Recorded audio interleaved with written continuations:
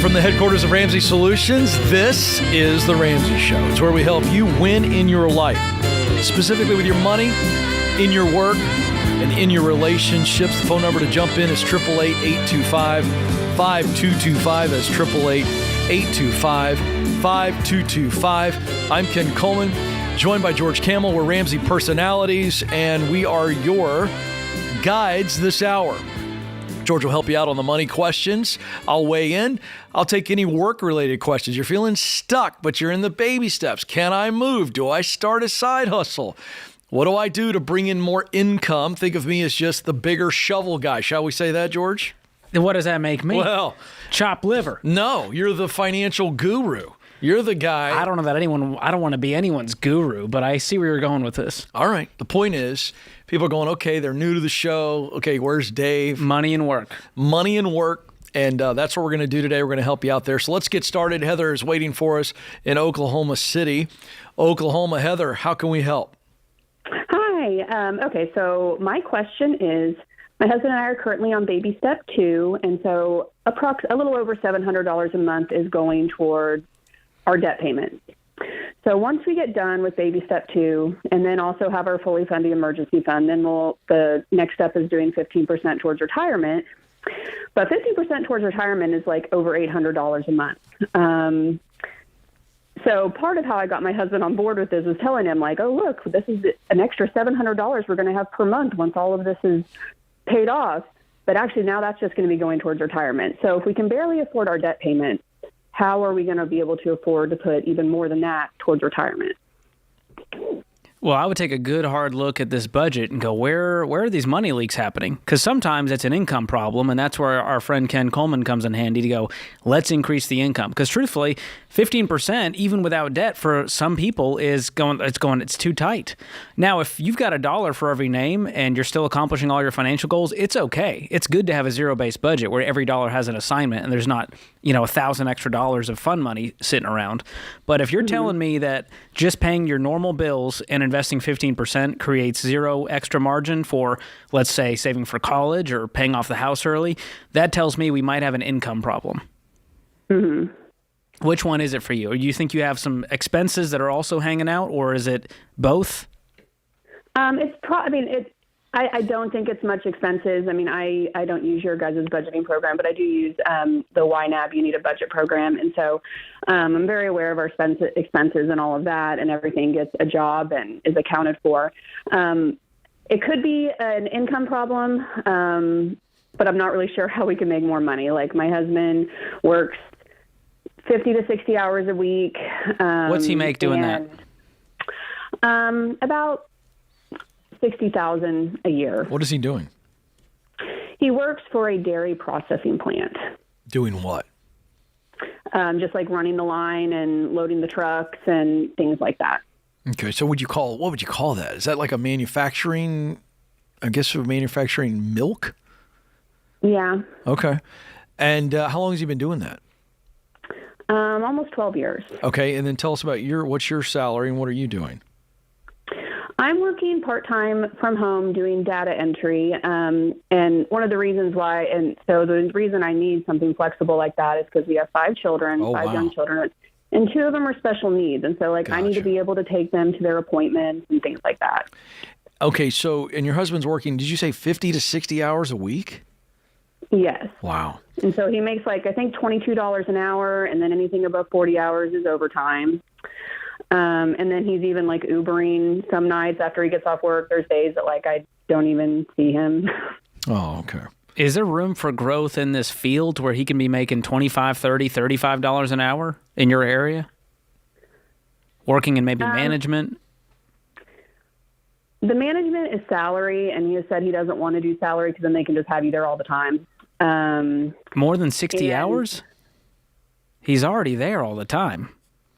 So if he can be there 60 hours and make 80 or 100, I would rather that. Is he not in I don't know how much more the managers make. Well, here's my question. If I were sitting with him today, I would say, okay, based on your skill and your experience, what is transferable out of that industry that he's in, or specifically that type of company, where he could, my guess is he's got a lot of skill and a lot of experience that would be transferable to where he could be making $75,000, $80,000.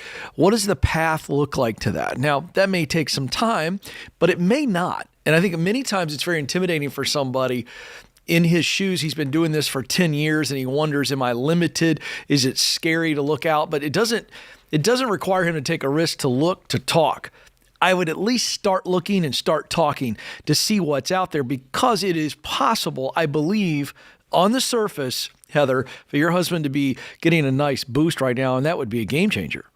Based on what you and George have figured out, we got to get some more income, but not the kind of income that's backbreaking like Uber. He's already working crazy hours, and there's just not a great return on time with a role like Uber in your situation, in your area. That's my guess. Is that correct?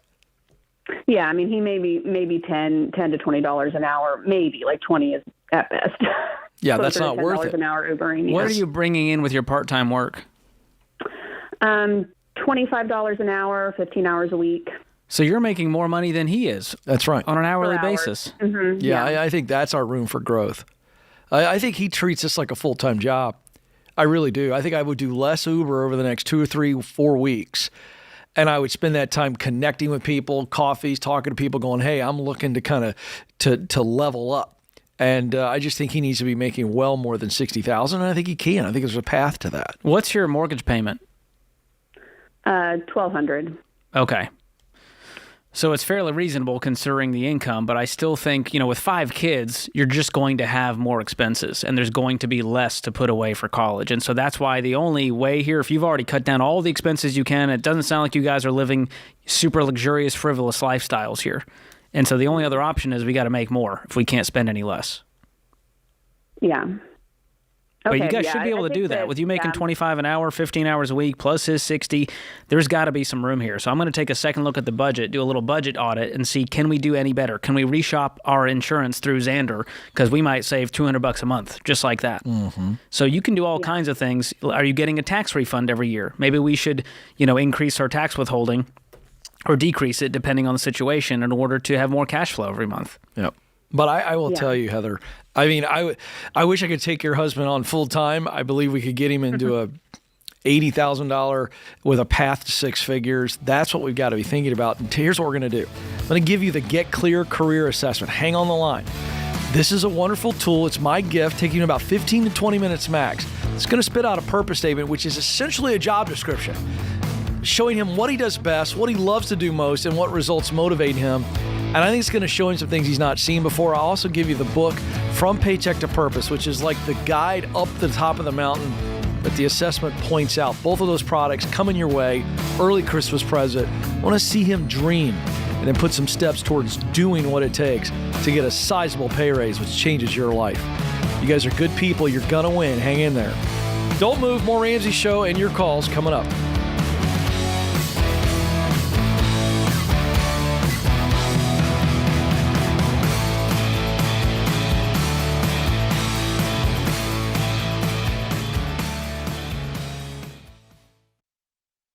If you're like most people, your home is your most valuable asset. And when you want to make improvements, it can feel like everything costs too much or takes too long. But something as simple as custom window coverings from Blinds.com can completely change your space and add value to your home. We've recommended Blinds.com for over a decade, so you know you can trust them. From blinds, drapes, and shutters to motorized shades, they make it easy and affordable to upgrade your entire home, and their team is ready to help with everything from design consultation to measuring and installation. Plus, there are never any misleading quotes or hidden fees. Everything's backed by their 100% satisfaction guarantee, and shipping is always free. See why Blinds.com is the #1 online retailer of custom window coverings. Visit Blinds.com to save up to 40% off everything site-wide. Go to Blinds.com for more information.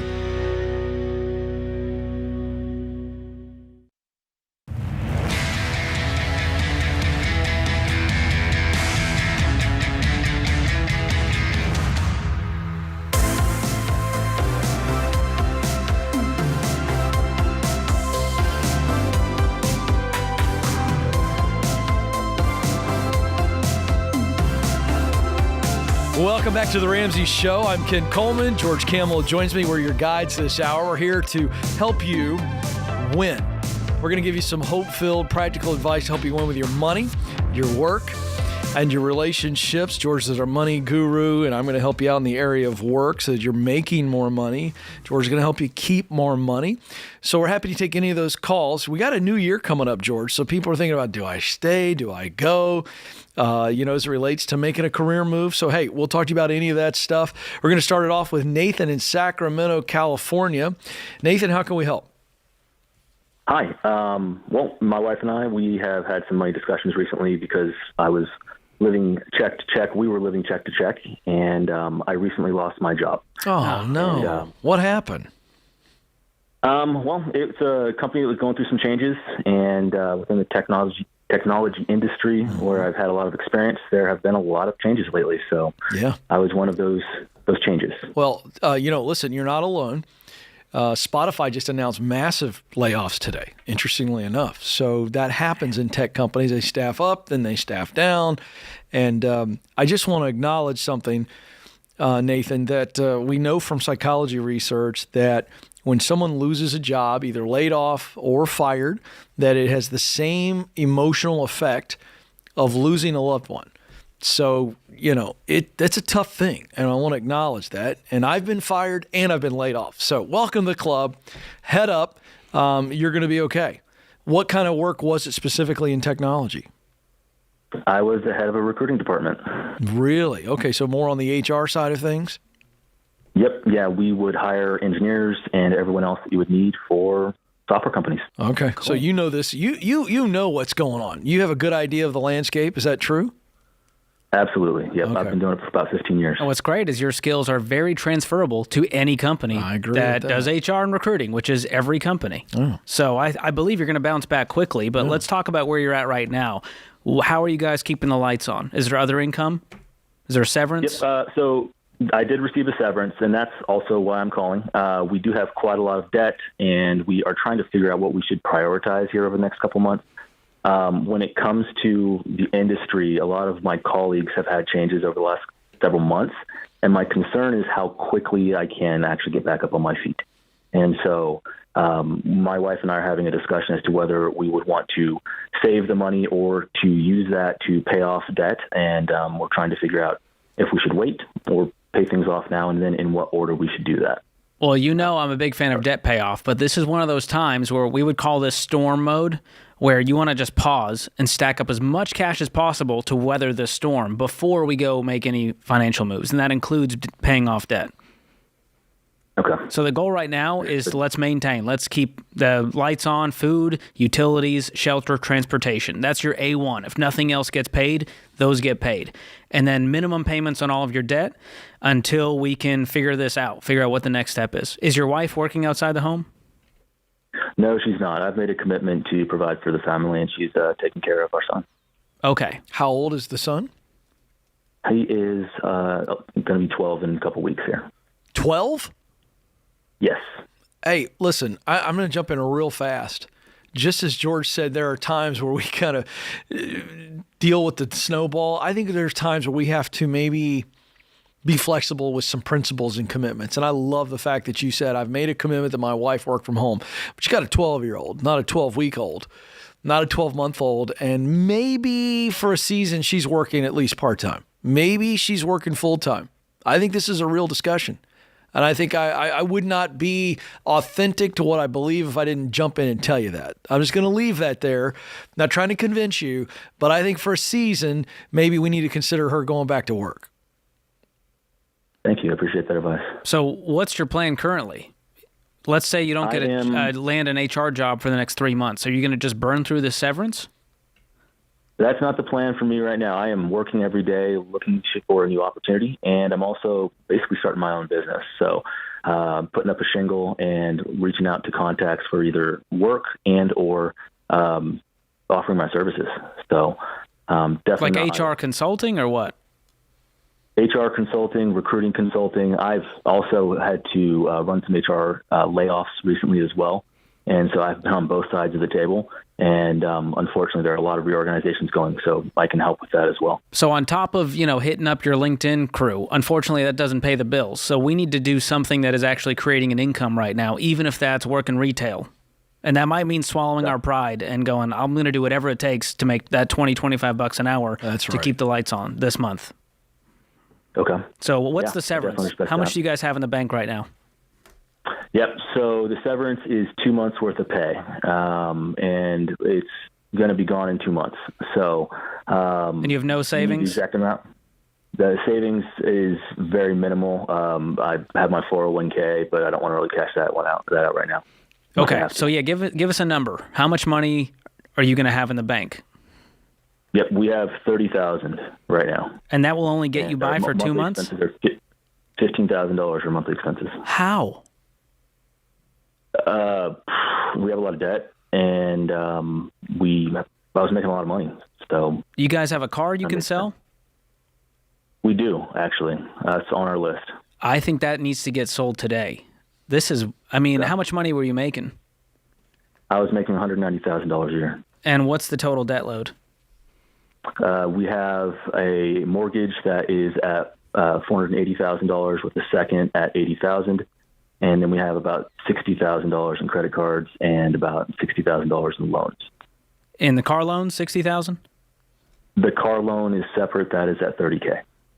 What's the other $60K in loans you said after the credit cards?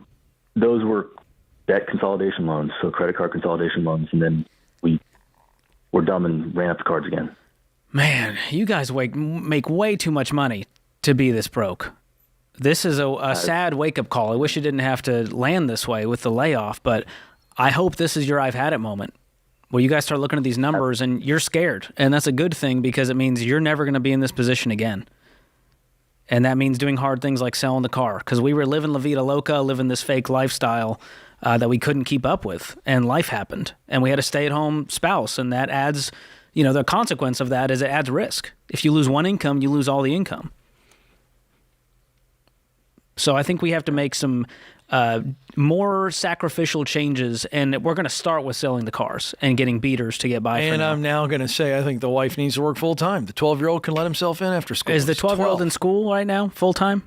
He is, and he can let himself in. Yes. Okay. Hey, man, let me tell you something. I hope you're receiving this with the right spirit, but it's time for her to work. I mean, it doesn't have to be forever, but that is a game changer. Maybe 3 months from now, you're back to making $200K. But even then, you guys have a giant pile of debt to clean up. So maybe she works until we're totally debt-free. 100%. Because living in that area, the Bay Area is where you're at, Sacramento, where are you at? Pretty close. I can drive to the Bay Area today. So life ain't getting any cheaper out there. And so this is a scary moment where you go, are we going to have to move? If we can't sustain this lifestyle out here, that's a tough spot to be in. So I would just have some hard conversations with your wife and say, honey, I wanted you to be able to stay home full-time forever. Right now, here's the sacrifices we're going to have to make. We have to sell the cars. You're going to go back to work for a little bit, and I'm going to work my hardest to land that job again to where we can get some stability in place. Yep. Okay. You got it, Nathan. They're your marching orders. I mean, this is doable. I mean, it's not impossible. But I can't stress this enough. I was on Wharton Business Radio this morning, and a guy asked me, the host said, what would you say to people who've been laid off? And the first thing I'd say is that you got to heal. You got to have a day or two of just kind of cry it out, hang around friends and family, get all the support necessary. But you're getting back to some type of work immediately. Don't sit. The best thing to kind of recovering from this emotionally is getting busy, keeping some income coming in, because the worst thing that can happen after getting laid off or fired is to feel the financial pinch. That makes everything else worse, George. Yeah. Well, you know what, Ken? This is going to be, for our friend Nathan, it's going to be a comma, not a coma. And he has to remember that. Don't get stuck. You're going to move on, man. You'll get there. Get busy. Keep bringing money in. Do whatever it takes, and then it's going to get better. All right, good stuff. Thanks for the call, Nathan. We're cheering for you here. He's George Kamel. I'm Ken Coleman. You're listening to The Ramsey Show.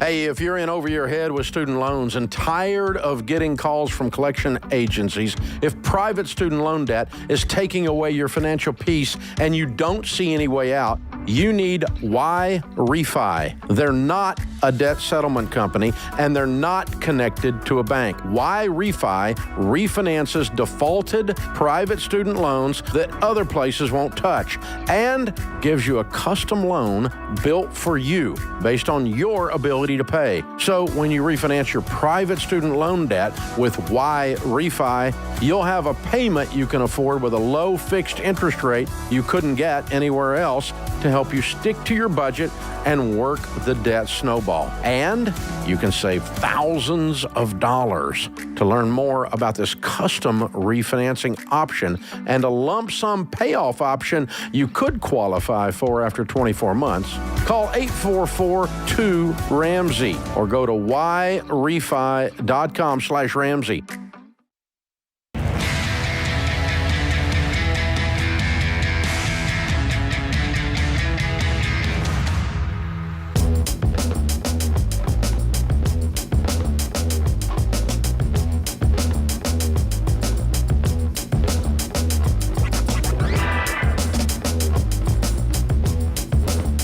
Welcome back to the Ramsey Show. I'm Ken Coleman. George Camel joins me. We're here for you this hour. The phone number is 888-825-5225, 888-825-5225. George, I was with Rachel on Friday, and at one point, coming back from the break, I mentioned that it was a toll-free number, and she made fun of me, and now I'm getting hit on Instagram. You might as well have mentioned, hey, go to your nearest payphone and give us a ring. Yeah, some guy on Instagram was like, oh, yeah, from the payphone, the toll-free number from your home phone, all of the things. So I got to work on the old man references here. I like that you remind us of what a different time we live in. I think that's based what on how you grew I think up. that's what I'm unwittingly doing. That's the sad part.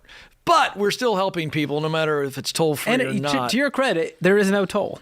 It's Thank a free you. show, which is amazing. I know. I'm just trying to keep the young kids attached. Let's go to Hayden, who's in Lansing, Michigan. Hayden, how can we help? Hey, guys. First off, I wish you understood the impact you've had on my house in the last 12 months. You have flipped the place upside down, and that's the reason for my call. Wow. My wife and I have been married for 2 years now. Brought a little baby girl in the spring, and before that, we have kept our money separate. She had her account, I had mine. She paid these bills, I paid these. Well, in the last 90 days, we've knocked our heads together enough that we're ready to merge everything together, and we're just looking for some guidance. We're in baby step 2. Over the last 6 months, we've cleared out probably $40,000. We got another 30 or 40 to go before we start getting crazy with the house.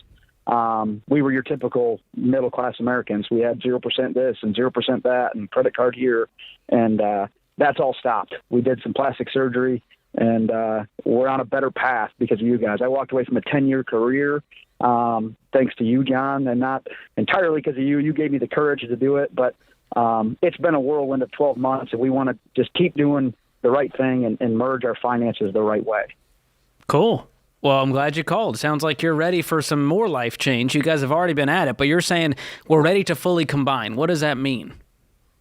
So she has a checking and a savings. I have a checking and a savings. She pays some of the smaller bills. She's a stay-at-home mom with a side business that keeps her busy. I'm a full-time sales guy making anywhere from $100 to $150 a year. So Nice. I pay the mortgage, the big stuff. She kind of takes the little stuff, but I hate that. I don't want to do that anymore. Is it as simple as just open a savings and a checking, put both our names on it, and push everything in one bucket? Should she have her account for play money? I have mine for play money. It's this simple. You can actually make your account into a joint account. So you don't even have to go make a new account. You just go to the bank and say, hello, we'd like to make this a joint account instead of just mine, and then she can shut her accounts down, and you guys just use one checking and one savings. And that's it. That's exactly what we did last week. The only hang up there, we have her car that we're both paying on very quickly to make it go away. That's on her account, so we can't kill hers yet because we got to pay that car off because we don't want to refi it. We've got a great interest rate at what it is. But where does it get paid from? She takes her side business money, and that is her sole bill today. I have taken over pretty much everything confused. now. Can't you just pay that car loan from this other bank account starting tomorrow? We could, yes, but you can't close the account. Well, I'm not asking you to close the loan account, but you're saying it's tied to that bank account? it is tied. Yeah, I guess I don't know. I think you can just pay that loan from this different checking account. It's not tied to the checking account. I think you're correct. So yes. I don't think there's any excuses left. I mean, you guys are done living like roommates. Combine it all, and you asked about what about his money and her money. Just in your budget, there's a line item for Hayden's fun money, and that gets spent from the same checking account. And when your money runs out, it's out. And so, if anything, it's going to create more accountability as you guys get on that budget together. It sounds like you haven't been making one budget using EveryDollar, for example. We just downloaded EveryDollar. We just dug into it. We laid everything out, what comes out every month, when it does.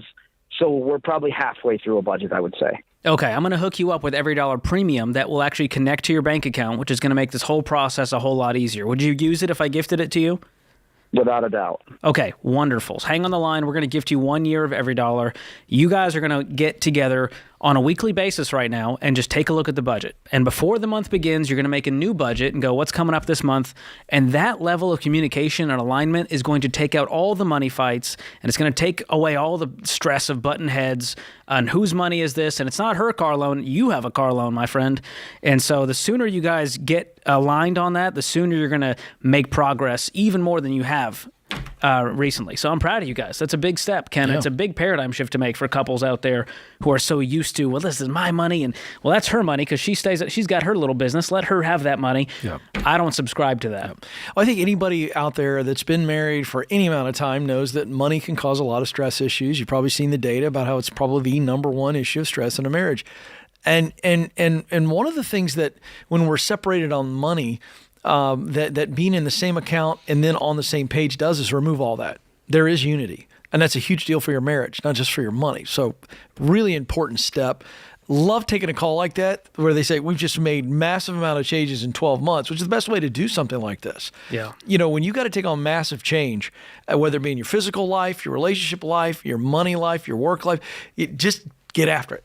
Go ahead and make the change and go. So I love that. All right, let's go to Kansas City where Troy joins us. Troy, how can we help? Hey, guys. Appreciate you taking my call. Sure. Just wanted to ask you quickly. So I'm 33. My wife's 32. We are going to be able to pay off our house here in the next probably month and a half to 2 months. Awesome. Just depending on what our expenses are. But really what we're looking for is the next steps, right?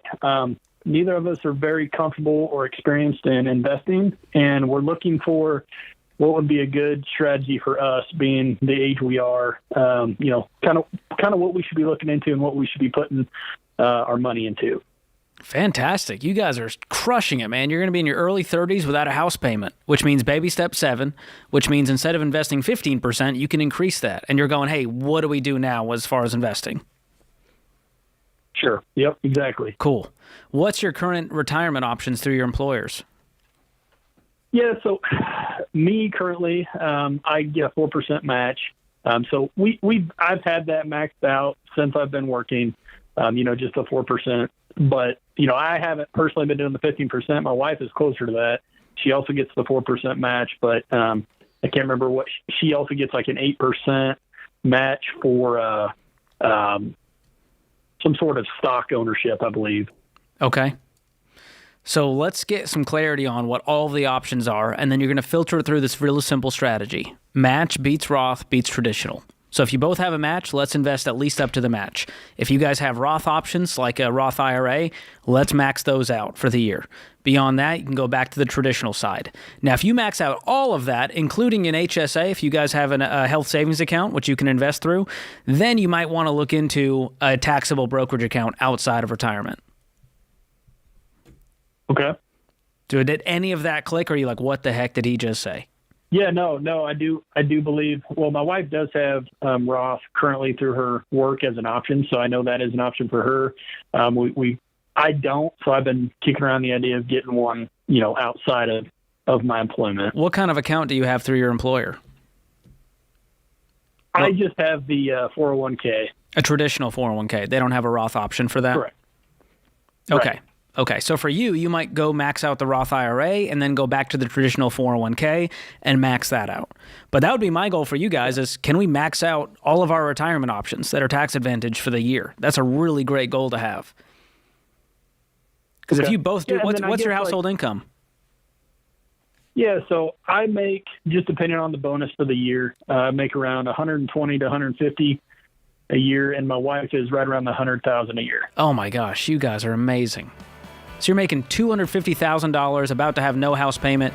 You absolutely, both of you should be maxing out those 401ks, maxing out an IRA. If your income is above the threshold, you can look into something called a backdoor Roth IRA. And your next step, because I can tell you need some homework here, you need someone to walk you through this, give you some perspective on the stock market, squelch some of the fears, contact a SmartVestor Pro. You can connect with one at RamseySolutions.com. And through our SmartVestor program, we got investing pros out there. They're not connected to our team, but we trust them to help you take the right next step to build wealth, and they're going to take good care of you. Yeah, I love it. You guys have such a bright future. Love it. Good stuff, George. So fun when you kind of see the light bulb for people. Yeah. It's really fun. All right, don't move. More of your calls coming up. This is The Ramsey Show.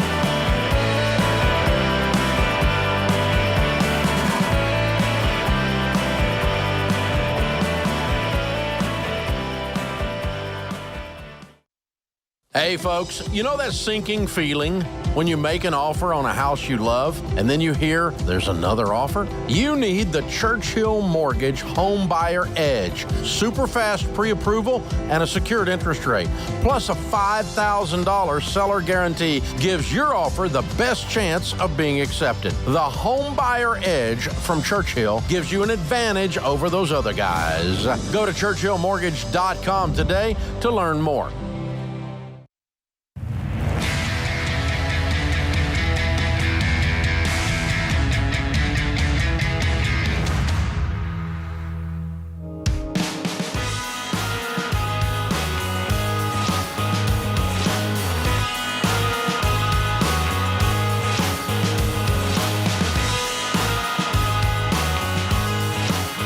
Welcome back to The Ramsey Show. I'm Ken Coleman. George Campbell joins me. The phone number is 888-825-5225. Taking your money questions, of course. And I'm in today, so we'll be taking any work-related questions as well. And hey, if you're enjoying the show, you can help us grow by subscribing, leaving a very nice review, if you don't mind, and sharing with a friend. That all helps us help more people get some real hope in their life. So thank you for that. 888-825-5225 is the number. Let's go to Simone, who joins us in Baltimore, Maryland. Simone, how can we help? Hi. Well, I'm 25 and I don't have a college degree and I'm unemployed, but I'm in a lawsuit right now that's about to reach settlement. And so I'm going to have around $3 million after I pay my lawyer, and I don't know what to do with it, and I don't want to mess it up. Wow. Now, how confident are you that this number is what you're getting? You said it's about to settle. So is this just all about signing, dotting the I's, crossing the T's? Just curious, before we jump into the advice on the money, how confident are you that it is, in fact, $3 million that you'll be walking away with? Like 85%. Okay. Do you have any idea what the range would be? Definitely $3 million or more. Oh, okay. I got you. $3 million or more. Okay, there you go, George. How about that? Wow. That's a lot of money. So my first question is this going to be taxable income, or are you confident that it will be tax-free? Yep, it's tax-free. Wow. And how much money do you have currently? Zero. Well, not zero. I probably have like $100 put in right now. That's pretty close to zero. Yeah. Okay, Yeah. so this is life-changing money, and you're calling us to go, I don't want to screw this up. I want to be a good steward of this money and use it wisely. Do you need any of this I want money? it to last as long as possible. Absolutely, and I think you can do that. I'm glad you're calling us and not, going on a spending spree and then calling us later saying, I blew $3 million. What do I do now? So I'm glad we're on the other side of it. One question, George, before you break the numbers down in the investing side of this and saving, are you planning to work in the near future? Yeah. I mean, I was a college student and I left school because I had to take care of my family. And now I'm kind of just trying to figure out, because I don't want to go back into debt. I already paid the college loans off. Good. And I am in debt, $12,000, but not from student loans. I just like, if I go back to school, that's another thing. I'm like, should I pay it out of pocket, or should I take the loans out? And then I'm like, no. Well, you're going to have enough money. Get a certificate. I don't got to go to college. That's the issue. Anymore. That's why I'm asking that. Like, what is it that you want to do? I just want to. I mean, I don't really want to work for anybody. You want to work for yourself? I don't want to work for anybody, but I do. I mean, I don't mind having I don't mind like having my own business, but that's never really crossed my mind. Okay. Well, I'll tell you what. I don't want to sidetrack you here. We've got some resources, George, I want to give her towards the end of this call to kind of help you kind of forge your path. But I was just curious. Here's what I don't want. I'm just going to say this. I don't want you, even though you don't work for anybody else long-term, short-term, I want you to start working, even if it's just a day job, to be able to bring in income so that we're not just living off this. Excuse me. Yeah, this is... Well, I did have a job. I just quit it in October. My job is really inconsistent with communication, and I just was over it. Okay, good. All right. Yeah, there's two pieces here. We got to find you a career you love regardless of this money, and then the other side is we want to steward this wisely. So do you have any debt right now? Yes, I'm I have, let me see, maybe $15,000 in debt. Okay, what kind of debt is that? It's probably $3,000 in credit cards, and then the rest is from a car loan. Okay, so when will you get the settlement money? When will it actually show up in a bank account? In the next 3 months. And is this a lump sum? You're getting $3 million just on a check or wired to your bank account? Yeah, it'll be wired to my bank account. Well, my lawyer said that it's going to be a check with both of our names on it. Who's our names? Like my name and my lawyer's name, like the law firm. Okay. Is he getting a cut of the $3 million? No, it's going to be we're actually suing them for $6. Okay. And then, but I was like, if I do your cut is $3. 60%, yeah. Okay. So there's a few things I want to tell you. Number one, the best thing to do with this money is just filter it through the baby steps. And so as soon as you get that money, let's pay off the debt and get you a fully funded emergency fund in place, which is going to be 6 months of expenses for you. So we pay off $15K, and then let's stack up, let's say, $30K? Would that be a full emergency fund for you? Yeah, that should be good. And what that does, that's a never get into debt again fund, isn't it? You never need a car loan again. In fact, I would cut up the credit cards today and be done with them forever because you just became your own bank. You don't need Capital One's help. And it's gonna cause you to make different decisions when you use Simone's money versus Capital One's money. So I'm going to encourage you to cut up the cards as well. Now, beyond getting out of debt, getting the emergency fund in place, I want you to have a reliable, reasonable car and maybe a home that's reasonable as well. And you could pay cash for those things now, couldn't you? Yeah. Are you renting right now? Actually, I live rent-free right now because I'm living with my sister. Cool. Yeah. And do you plan on staying in Baltimore long term? No. I want to move to Korea. Whoa. Well, that's a dream. Yeah. Okay. And this money could set you up for that if that's your goal. Now, are you going to be working there? What's the goal of moving to Korea? I do want to work. Actually, I think I want to work for an American company and then work in Korea. Now, wait a second. What happened to the person who said they didn't want to work for anybody, wanted to work for themselves? Well, whatever there's like this part of me that's like, I have to work the rest of my life. But then I've been reading so many books in the last 6 months that I'm like, well, I don't want to work for anybody. But there's still this part of me that's like, I need to get a job. Yeah, well, let's a couple things. You don't have to work for the rest of your life. You do what George tells you right now with this and you invest this wisely, you're going to be fine. And there's a point where you'll get to decide how you work, when you work, whatever. But you read these books, and I'm not going to make you name these books, but we're going to be very, very careful of how we let content sway us. And that includes, by the way, anything I say, George says, like, you got to be able to receive something and then process it and not let it completely change your direction unless you decide So I think that you need to figure out, what is it that I'm really, really good at doing? What is it that I really enjoy doing? And then what results do I want to put out into the world, right? Does that make sense? Yeah. And I think if you play around with that, you can figure that out. In fact, I'm going to give you my Get Clear assessment. It takes about 15, 20 minutes. It's going to measure your skill set, what you do best. It's going to measure what you love to do, work that brings you enjoyment, and then what motivates you. And we'll give you the book From Paycheck to Purpose as well, which kind of gives you a very clear path of how I go from ideation to activation. Make sense? Okay. Those are my gifts to you, okay? But you're going to be fine financially if you take George's advice. So, Simone, here's your next steps on the financial side. You need to assemble a dream team around you. And what that's going to look like for you is a really great insurance broker, because you need an umbrella policy to cover you now, on top of great auto insurance, homeowners insurance, you name it. And on top of that, you're going to want to have a great lawyer. That may not be the lawyer you currently have.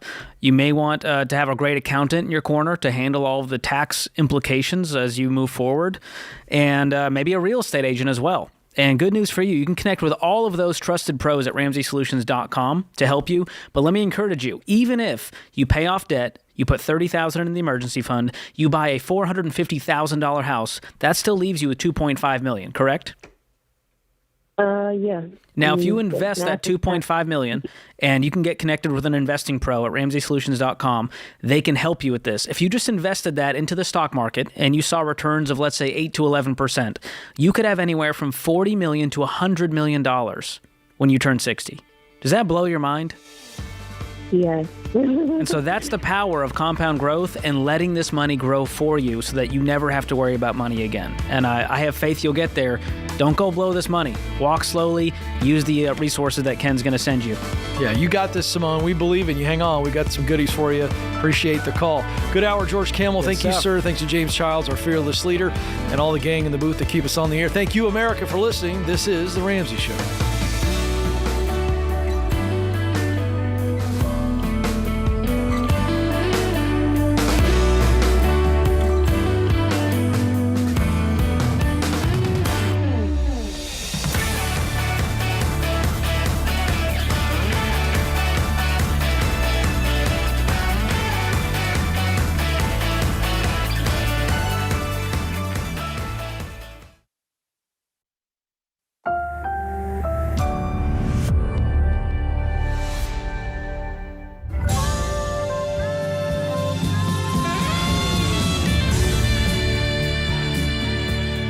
Live from the headquarters of Ramsey Solutions, this is The Ramsey Show, where we help you win in your life, specifically with your money, your work, and in your relationships. 888-825-5225 is the number for you to jump in. We'd love to talk with you. I'm Ken Coleman. George Camel joins me. We're Ramsey personalities, and we are here for you. I'll help you on any work-related questions. Chime in on the money stuff. George will help you out on the money stuff. Chime in on any work-related stuff. So we love taking your calls. We're all about helping you win. So let's get to it. Sonia or Sonia? I never know, George. We're going to find out. Feels like a Son. You feel like it's Sonia? Yeah. I'm going to go with Sonia as well. We'll see.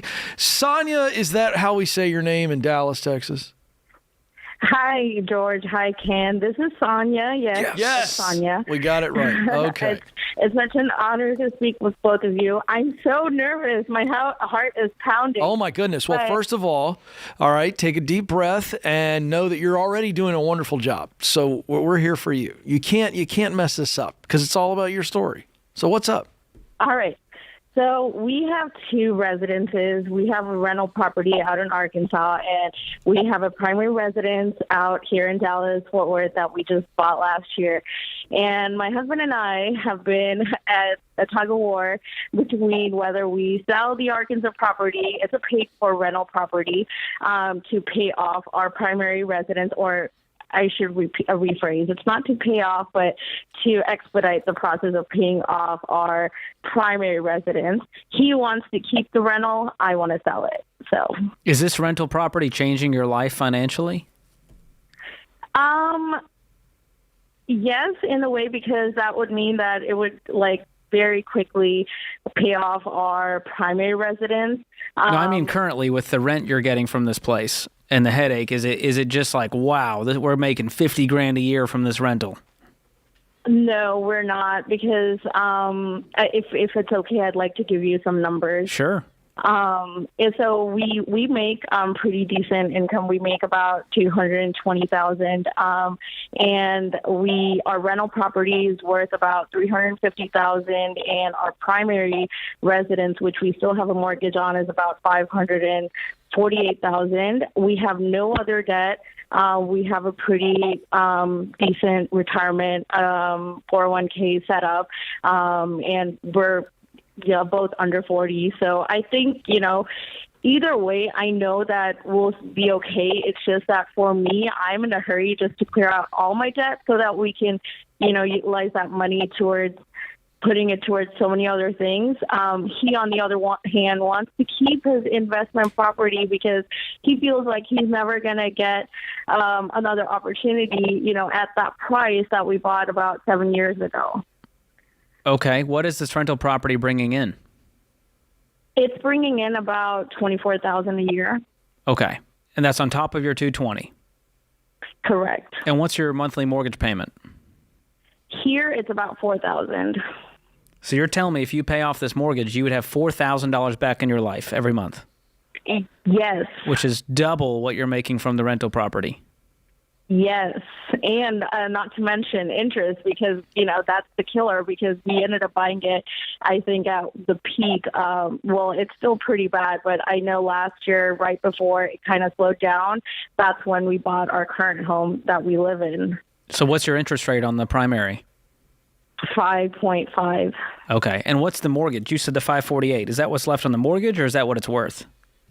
It's worth about $675. We have about $548 left. Okay. Yeah, that's a hefty mortgage. Makes sense that it's $4,000 with those interest rates. And you're going to take all of the equity, all of the proceeds you get from the rental would go onto your primary, knocking it down to about what? That's what I would like, yes. Close to $200 left? After capital gains, because we haven't lived in that, we've been running it out for the last 4 years. So after the capital gains, I'm not sure. But it's still a very substantial amount that we would knock it down to. And, it's just about, I guess, us trying to be on the same page about it. But I am always, you guys have really changed our lives, because I know we found you in the pandemic, and we had 2 kids since the pandemic, and we're just trying to make sure that, we're on baby step 4, 5, 6. So, we just want to make sure that, we're going to get to that millionaire status very soon. Absolutely. Well, I'm on your team, maybe not for the same reasons, but I think, the way we look at it is this, and Ken, chime in on this. If you were living in Texas and you said, hey, we're looking at this investment property in Arkansas that we want to buy, you wouldn't do that, would you? Doesn't make sense to be a long-distance landlord. And so that's kind of how I reverse engineer it to go, I'm selling this thing. I know it's beautiful. It's paid for, which is awesome. I love that for you guys. And the money's nice, especially when it's cash flowing like that with no mortgage attached to it. But at the same time, I think you guys are going to be back there. Because think about this. You're going to have a little over $200 left on the mortgage. You're making $220. You're going to pay that thing off in 2 years. And now you're making $220 with no mortgage, which is going to free up $50,000 that you can then put towards saving up for a new investment property. Right. And his argument is just that he doesn't think that he's going to get an investment property at such a low, because when we bought it 7 years ago, we bought it for $200,000. And so he just feels like that's not going to happen now, even after we pay off our primary residence, which I disagree with. But I'm trying to make this call just so, I'm able to persuade him, that he does, we end up selling it and putting it towards our primary resident. It was kind of like a little challenge, because he was like, why don't you call Dave Ramsey and find out? And I'm like, what? I will do it. I'm glad you did, because he can watch this. You can actually watch this back. George asked me to chime in. This is what I'm going to say. I think that what he has to understand is that he's looking at this from a scarcity mindset versus abundance. That's all a bunch of fancy stuff. Let me just break it down. What that means is he's going, if we sell this now, we're never going to find a property like this again, as opposed to what I thought George laid out beautifully. Focus on what this property, because it's debt-free and you can now sell it, what does it do for your future? He's kind of in the past on this, and he's going, well, it's paid for, it's thrown off this, but George is right. It's long distance. It's a pain in the neck. And instead of looking at what do we got to do to keep it, It's celebrate what we are going to do with it because we can sell it. I just think it's a shift in mindset, and he's worried about the wrong thing as opposed to going, wait a second, this is a massive fast forward button.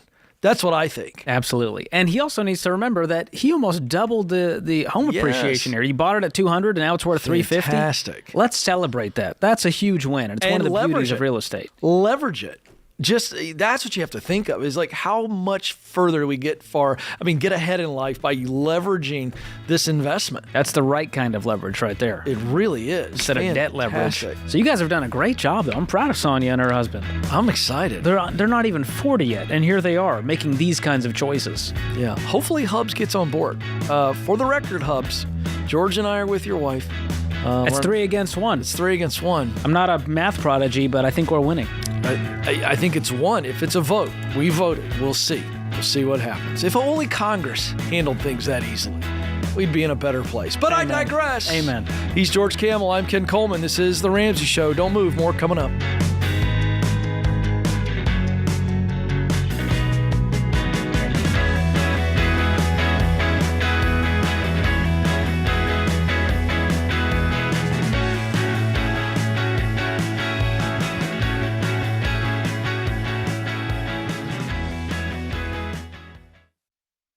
Hey guys, it's Rachel Cruz. It's open enrollment season, so it's a great time to explore your healthcare options for next year. If you feel tied down by your budget, check out Christian Healthcare Ministries. CHM is not health insurance. It's a faith-based health cost-sharing ministry that has helped members take care of nearly $10 billion in healthcare costs. CHM is an affordable alternative to insurance that gives you the freedom and empowers you to live out your values. And you can join at any time. So find out more at chministries.org/budget.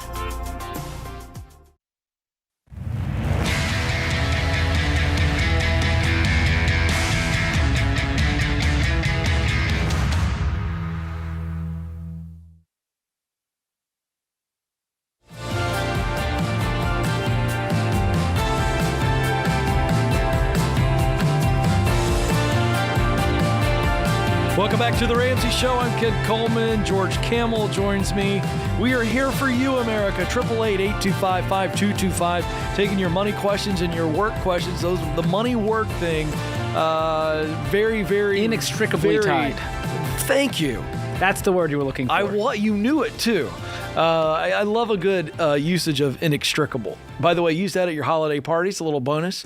And that's a 50-cent word that people go, okay. I was going to go $10, Bob, but... You think it's $10? It's a $10 word. Okay, very good. Hey, listen, let me tell you what I think is maybe one of the most invaluable shows we do here at The Ramsey Network and The Ramsey Show, and that's our giving edition of The Ramsey Show. It's a fan favorite. We do this every year around Christmas time. What does that mean? We want to hear your stories.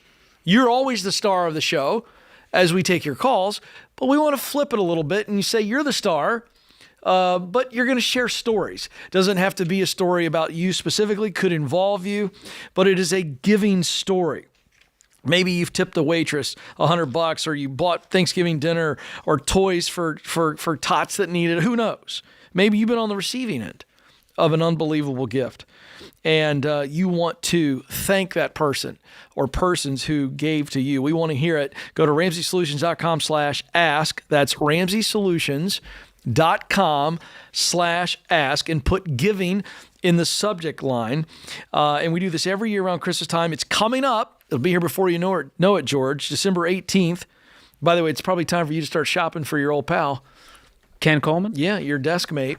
That's speaking of generosity. We'll see how generous I feel this holiday season. I'll try to be nicer throughout the rest of the show. How many cashmere sweaters do you need, Ken? That's all I'm saying. Well, you need one of every color. Don't forget the cardigan cashmere is the double combo. That's right. If you really love me, that's what you'll give me.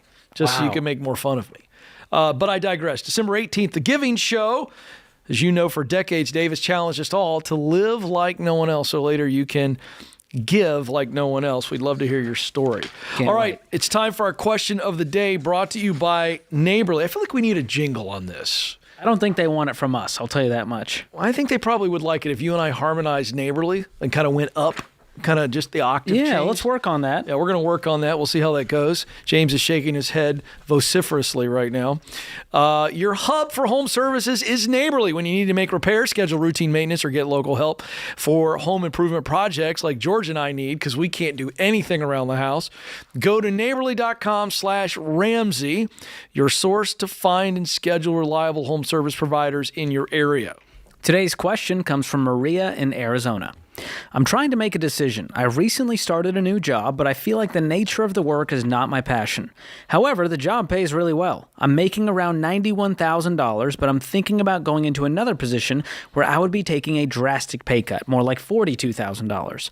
But I feel like this other position would be less stressful and somewhere I could make more of an impact. But I'm not sure it's the right decision. How do you balance pay with something you feel called to? Oh, I love this question. I love this question. And can I just tell you?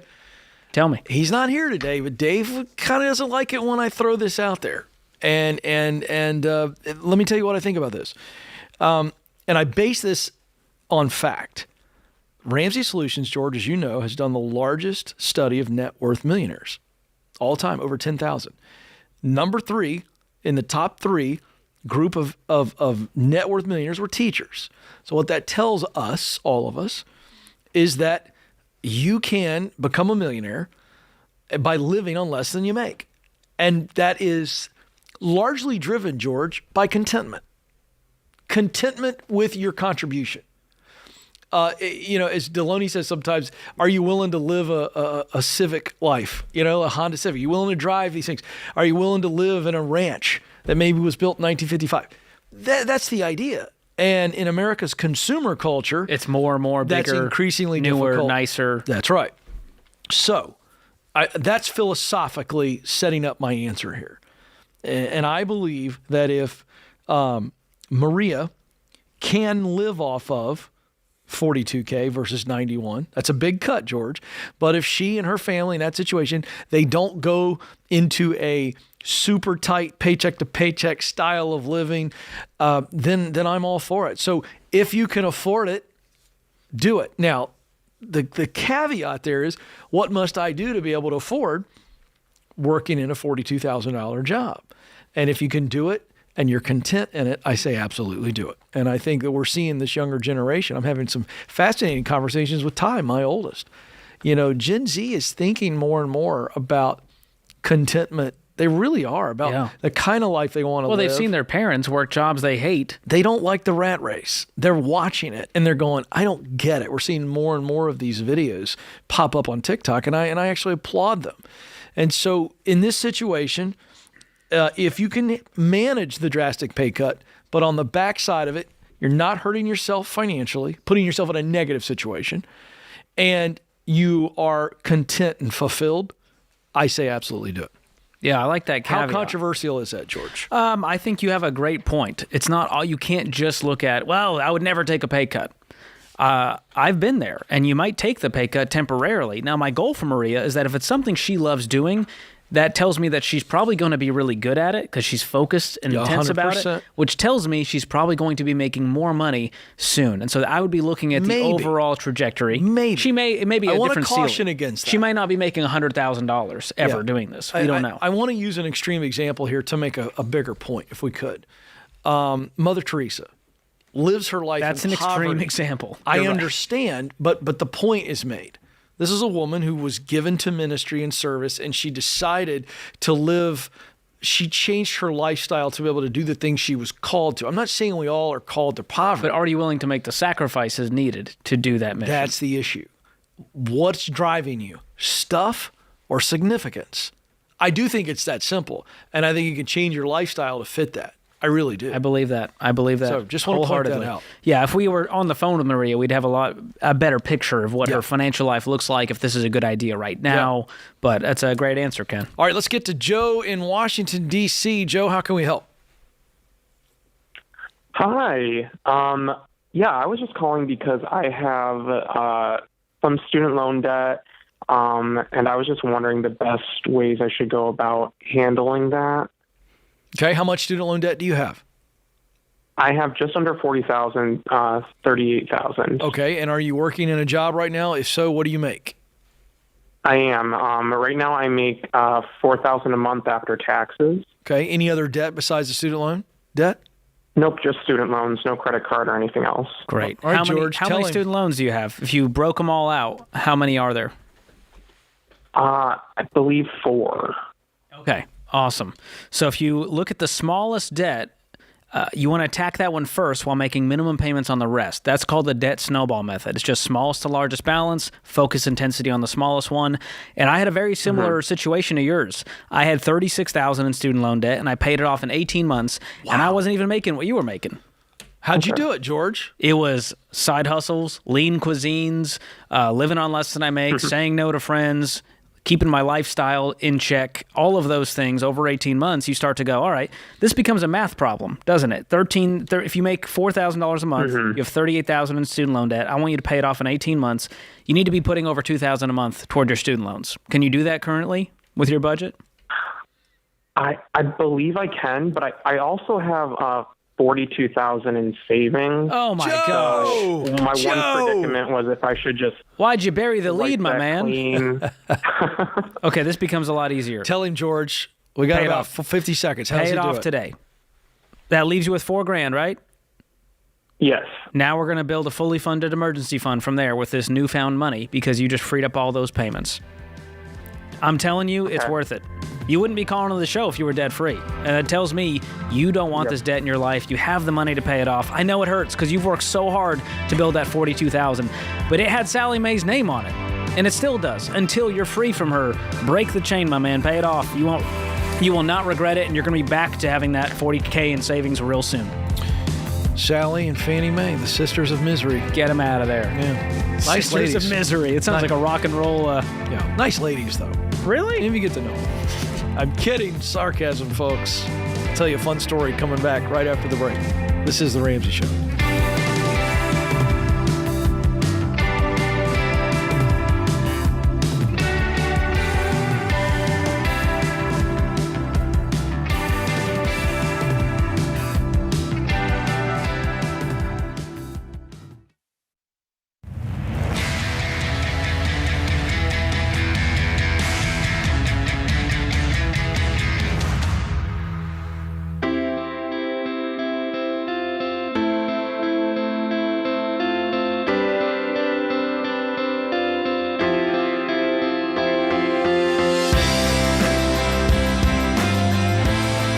Welcome back to The Ramsey Show. We're so thrilled you're with us. We're here to help you win in your money and in your work today. I'm Ken Coleman. George Camel joins me. Folks, it is that time of the year where you got to get that gift. And can we be honest with you for just a moment? As if we're not going to be honest the rest of the show. I don't know what that means. What a nice change of pace, Ken, that you're going to be honest. Yeah, we're going to be honest. So the amount of gifts we feel pressured to buy in America around Christmas time, it's endless, George. I feel it. It used to be the family, and then it was like, well, our Uncle Larry and Aunt Maud coming in. Well, we got to get him something. And we got to get Aunt Maud. You know, it's like, and then at what point you go, well, we're not going to send gifts, away anymore. It's just all this stress around gift buying. It's a lot. All right. Then you got the office gifts. Do you buy a gift for the boss? Do you get it for the coworker? I mean, I try to put as much pressure on you as possible to get me a gift. Well, the Ken Coleman Show team, I know they're getting some nice gifts this year. Yeah, the isotoners are going to be great, thanks to Dan Marino. But it's like, okay, so what do I get? What if I get a gift that keeps on giving? And this is not the Jelly of the Month Club from National Lampoon. Is it Jello or Jelly? I think it's Jelly. I think it's Jelly. How about meaningful gifts in our $12 sale at Ramsey Solutions? Our best-selling books like Total Money Makeover, Baby Steps to Millionaire, Own Your Past, Change Your Future, don't forget From Paycheck to Purpose, just $12 each. Quest is for Human cards. There's only 300 of those decks.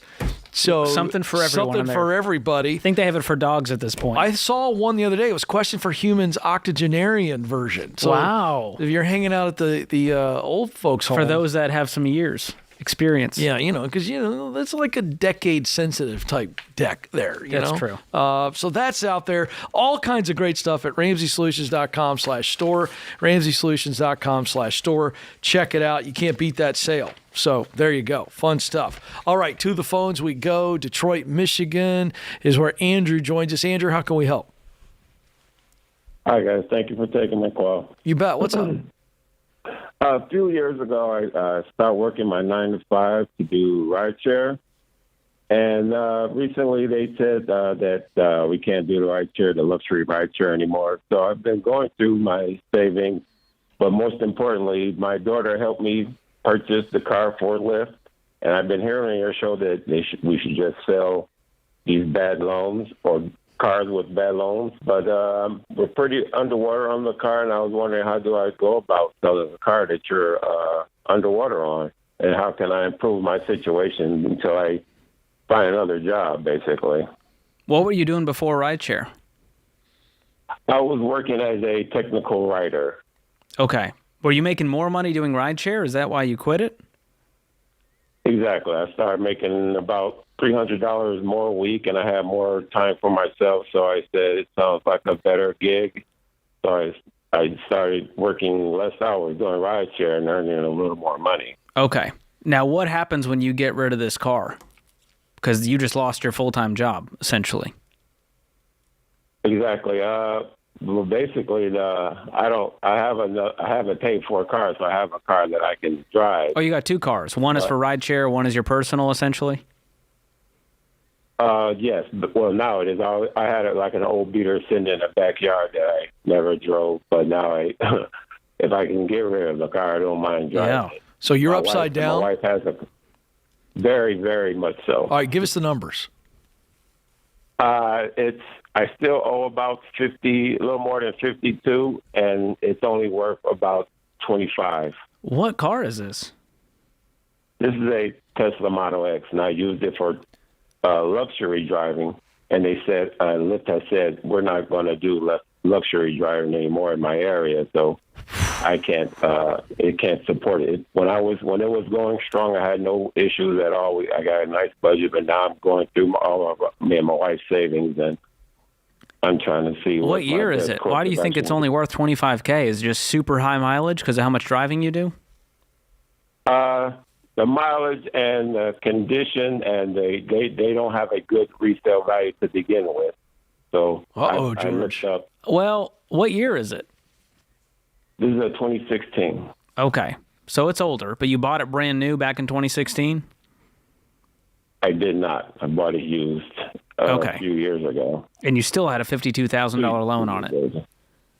Exactly, yes. Oh, man. Well, you probably bought at the height on top of, the car market taking a dip. Oh, boy. Okay, how much money do you have in savings? We've been going. I went through my savings trying to find another job, so I don't have anything. I have about $1,200. And my guess is your credit is shot, considering your daughter had to co-sign for you. Indeed, it is. Goodness gracious! Yeah, when you said my daughter helped my me, wife. She did not help you. She enabled a terrible financial decision that she's now caught up in. Two bad financial decisions. What is her financial state? You mean my daughter? Yeah. It's okay. I helped her buy a house a few years ago, and the car is actually doing damage to her as well. I did tell her to get a house. I think y'all need to stop helping each other because it usually ends up with bad decisions being made. Yeah, I was going to say. Let's let her do her thing and you do your thing. Yeah, maybe so. So, George, I think there's no short sell option here because he can't get a loan from a credit union. Yeah, they're not going to give amount. you the difference. I think you're going to be working yourself to almost asleep. You're working like crazy and way better pay. And you're not driving anymore, but you got to pay this thing off or at least pay it down to where you can make a little something on it. You still owe 52? I still owe a little more than 52, yes, sir. What was the original balance? It was around 60. I didn't originally have it for ride share, but I got it because it was free gas or free energy. I didn't have to pay for the energy to use. Now, if it was a ride share, I was paying for a lot of gas, so I might as well. Oh, boy. With free energy. So. Going $60,000 into debt for free energy. Basically. Yeah. Okay. Well, you can try going to, where the loan is held and walking into that bank and saying, I need to talk to the manager. Here's the situation. You guys have a bad loan on your hands because this car is only worth this much. I owe this much. I need the difference. in a loan so I can Okay. pay down that 25 or 27 or whatever the difference is in order to get out from under this. That's the only way you're going to get out of this thing other than just paying it down. Okay. Or saving up the difference and then selling it. But and you got to fight for those it. are three tough options. But you got to fight for it. You got to really convince them that they're going to get their 25 or 27 back. They're probably not going to get the 50, whatever. And you got to hope that they look at that and they believe you, and there's your shot. And you can pay that off a lot quicker than you can the 52. But I mean, you're going to need another job. A couple of jobs. Yeah, I'm looking out to do a replacement. I thought I could try to find something that makes the same amount, but I'm going to be selling here shortly, and I need to get back in the workplace. Yeah, but again, like I said, 2 or 3 jobs, 4 jobs, selling everything else. You got anything else you can sell? My house, actually. Well, My that's house an free extreme and clear. situation. But then you're going to have you said you own it free and clear? Technically, because I bought it and then I maxed out some credit cards to get it, operational. But yes, it's technically free and clear. Besides the credit cards that I maxed out to make it right. Okay. And I would do some more homework on that car value because I'm looking it up right now. It seems real low. What I'm seeing online right now is anywhere from 33 to 40 is what that car should be worth. So before you just go, it's worth 25, you might have a shorter gap or smaller gap than you think you do, and that could give you some hope to get out of this thing sooner. Okay. Yeah, that's just a same area as he is, and then I just did my zip code with a 100-mile radius and see what these cars are going for. 2016 Model X. Okay, so it's that easy. So Andrew, let's go. Let's go multiple sites, get the value up on that. Let's get the most we can, get to the bank, and get busy. You've got to change this stuff, and I would not right now sell that house. We want to hold on to that. If you own that, that's a last-ditch effort to avoid bankruptcy. Yeah, don't rush into that. Thank you for the call. This is the Ramsey Show.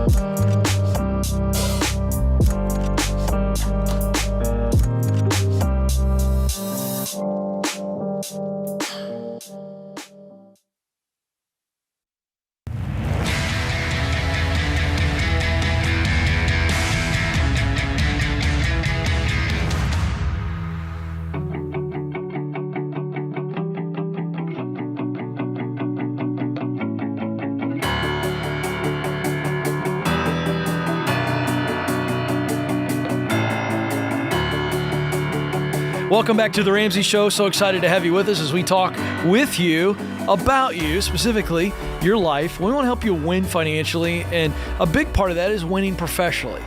And so I'm Ken Coleman, the work personality here at Ramsey Solutions. George Camel, one of our financial and money personalities, is with me today. 888-825-5225. How can George and I help you in those areas? We'd love to hear from you. 888-825-5225. Speaking of how we can help you, for years, we've talked to people about knowing where your money is.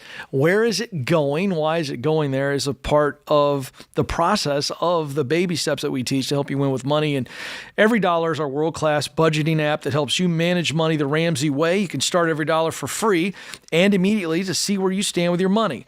It helps you get organized, personalize your budget, stop overspending, and save. If you're brand new to Every Dollar, we'll show you a long-term financial roadmap, track your net worth, debt-free date, retirement date, baby step progress, and so much more. It's just walking alongside of you, taking the stress out of this process. And we want you to actually engage in this app. It'll help you build wealth and reach your financial goals. You can download the free app for iOS and Android or go to everydollar.com to get started. That's everydollar.com. By the way, do you have something going on, a webinar of sorts? Has that already happened? Rachel did one today, but we do them ongoing. Okay. And so Rachel, Jade, and I have been doing these really fun webinars at everydollar.com/budgeting. We always let people know when the next one's coming up, but they're just free. They're an hour long, and we kind of onboard people, show them all the features, and show them how it can create margin and peace in their so financial look out life. for that, everydollar.com/budgeting. get on board in the next one. It's really a fun way to kind of kick the tires and realize it's easier than you think. So there you go. All right, to the phones we go. Chicago is where Kyle joins us. Kyle, how can we help?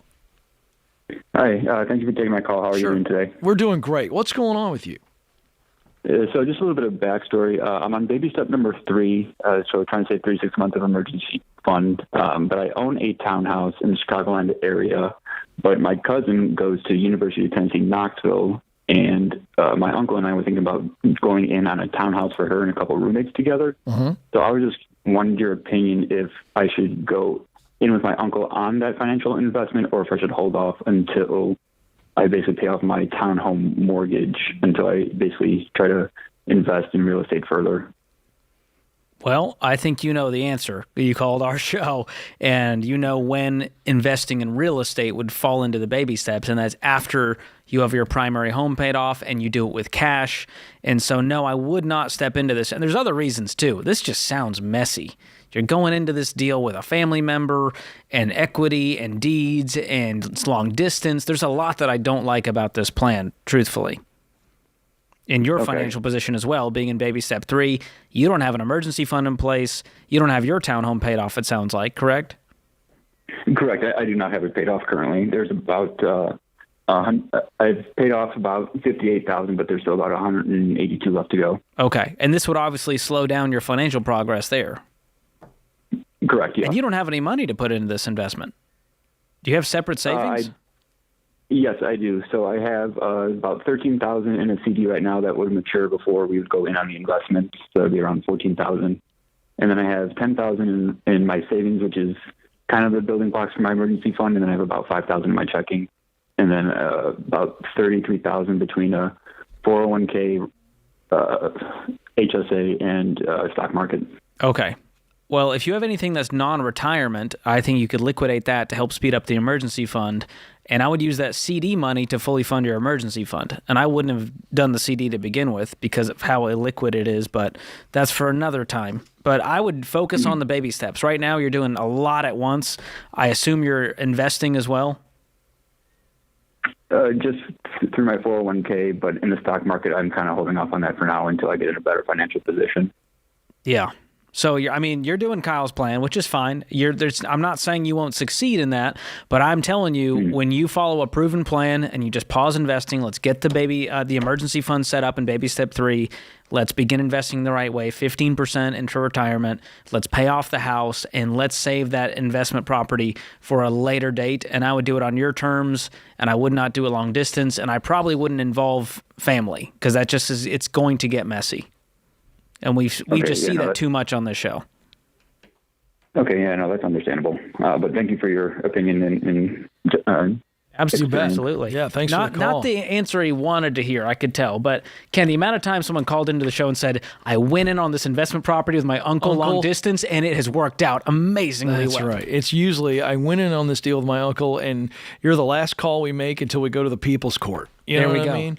By the way, who's there now? It's Judge Wapner's long gone. Who's, I don't know. As astute as I am, I've not kept up with the roster of who's running who's the latest court. judge. But we were having a little fun with the fact that it's just a mess. Yeah. Because what happens later on down the road? Uncle wants to sell. He needs the money. You don't want to sell. There's capital gains. That's right. Who's going to go deal with the HVAC situation? Well, if Uncle Larry's taking care of it, and he can't do it anymore because of his gout, kind of kicked up, no pun intended, then, we got a problem.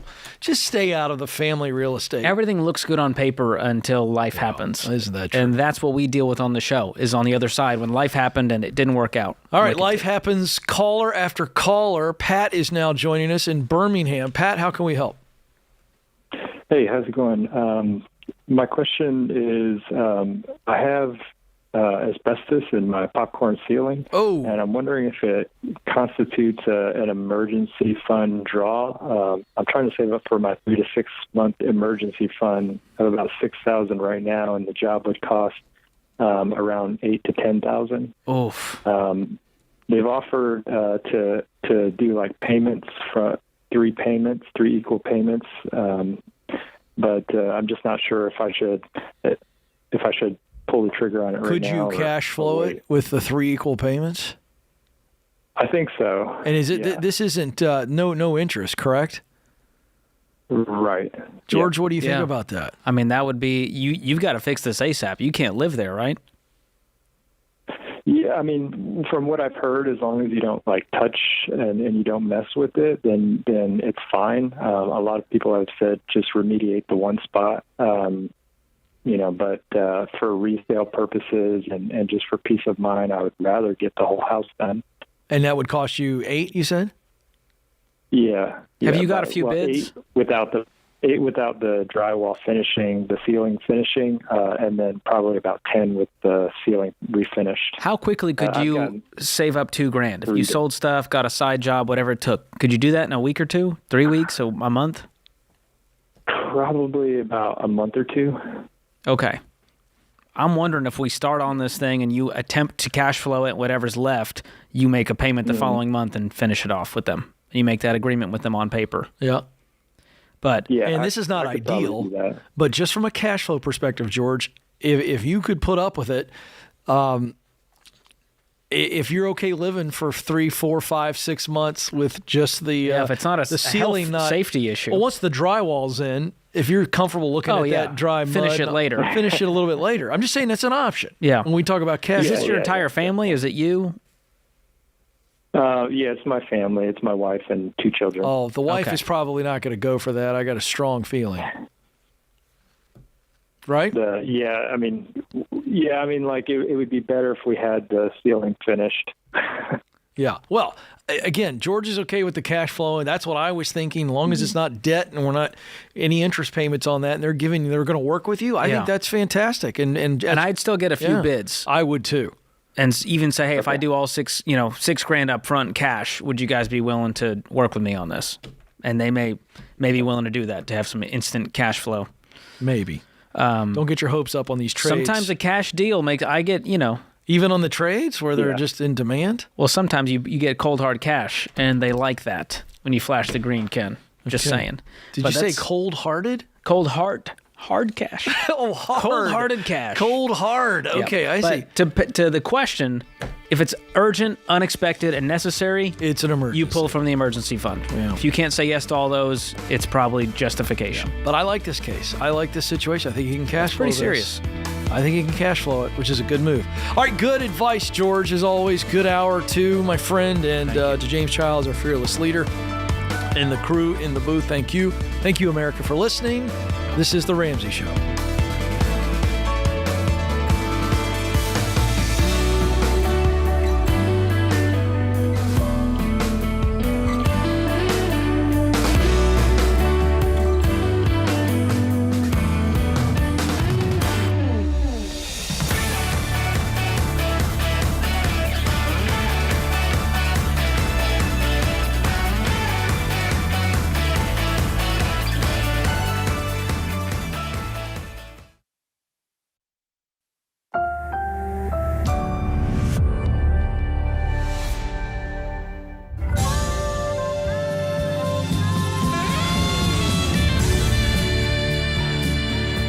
From the headquarters of Ramsey Solutions, this is The Ramsey Show, where we help you win in your life, specifically with your money, in your work, and in your relationships. The phone number to jump in is 888-825-5225. I'm Ken Coleman, honored to be joined by my pal George Camel, who got a special delivery. We'll talk about that a little bit later.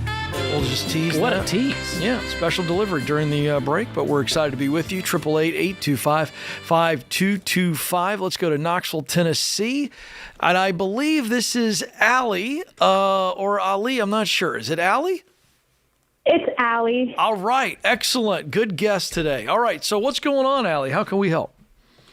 Yeah, first I want to thank you for taking my call. My husband and I are leaning towards the idea of selling our house. And we wanted to get an idea if we're doing the right thing, and if we do sell the house, that we have a good plan with the money. Okay, what's driving you to this decision? I'm drowning in bills, and I'm pretty much the sole provider, and I just want relief. We've grown out of our home pretty much. We've done pretty much everything to it, part of the reason why we're in debt. is we had to get new plumbing, we had to get a new HVAC. And with all those loans, I'm pretty much taking all of my take-home pay and paying the mortgage, and we're drowning in the interest from the loans. So how much consumer debt do you guys have? So as far as like credit cards, everything but the mortgage. I would say $40,000. Okay. And what's the mortgage? We owe $105,000. All right. And what is the household income? $7,000 to $8,000 a month. Yeah. Is that gross or take home? Gross. Okay. So you're making close to six figures, and that's just you? You said your husband, is he not working outside the home? Is he with the kids? What's he doing? Yeah, he is going to school and mostly stays home with our daughter, but he does go to work 2 days a week, so he's making about $1,200 a month. Okay. And that's adding to the 7 or 8? No, that's combined with it. Okay, got it. So why are things so tight? It doesn't sound like the payments on the mortgage and the consumer debt payments, you shouldn't be drowning. There are multiple loans, so the interest with the loans, like we have a few payday loans.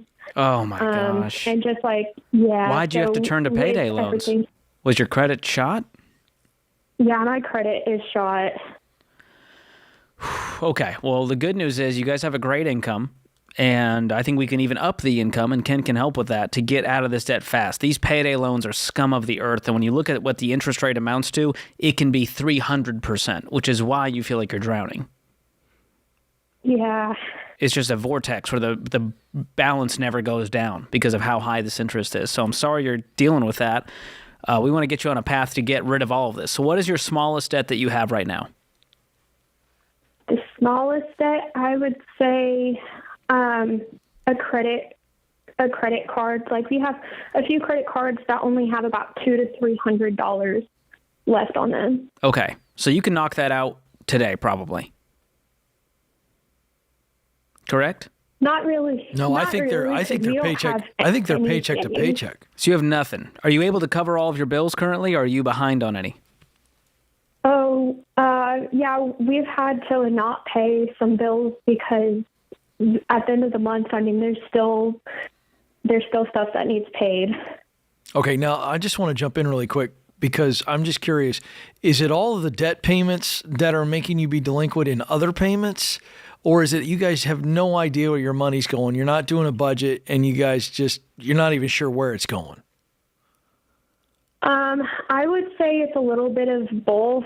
It's like we have so much in debt. I just pay what I can in debt, and then groceries, I try to set a limit. But regardless, we're always short, even whenever we do set a budget. I'm really confused where all this money is going. What does your total consumer debt add up to in payments every month? About $5,000. $5,000? And that's aside from the mortgage? What's the mortgage payment? $500. Oh my gosh. Okay. Well, we're going to have to up the income and start knocking these debts out until you get rid of some of these ankle biters. It'll free up a payment. Is there anything you can sell? Are any of these debts like a car or something? Before you go to sell the house, is there anything else? I mean, I have a car, but I'm upside down on it. And my husband's truck, I mean, it's worth $500. Okay. And that's included in the $40K of debt that you mentioned? Yeah, his car is paid off. Mine, my car is a part of the $40,000 that I mentioned. How much? How much do I owe, or how much is it worth? Both. So I owe about $8,000, and I think it's worth $6,000. It's $7,000, I would say. Okay, so it's probably worth just keeping that and paying it off and driving it. Yeah. Yeah, and I would like to add that my income, the amount, it's pretty new. I started making that income around August. Okay. So that's another reason So we've this is been gonna help. behind. Yeah. But look, you guys are working extra jobs. What's he doing in school? Can he pause that while we get out of this mess? Well, he's going on the Tennessee Promise, so he gets free schooling basically if he doesn't quit. Well, he's going to need to be working full-time as a student and full-time working, because we can't sustain this as vortexes with interest. We got to get rid of these payday loans. Yeah, you guys aren't even talking to each other than to say hi, bye, and the budget meeting. You're working like crazy. You have got to do this, but if you get after it and you really work like crazy, get a true budget and start knocking these debts off and getting yourself out of this, you can recover from this and change your life. But it's going to have to be super intense to start to chip away at this. Yeah. But hear me say it's doable. It's a great math problem. When you're making $100K, you got $40K in debt. If you can throw $6K a month at this debt, it'll be gone in about 6 months.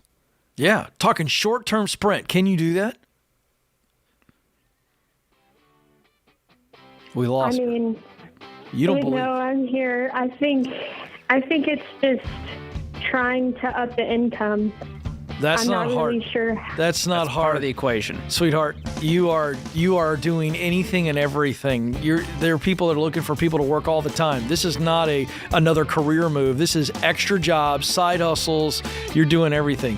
I tell you what I want to do. Hang on the line. We're going to get you a free session on us with one of our financial coaches, just to kind of help set this path forward so you can believe what George and I are telling you. I think that session is going to help you. So hang on the line. Austin will take care of that. You guys can do this. Get busy, though. This is The Ramsey Show.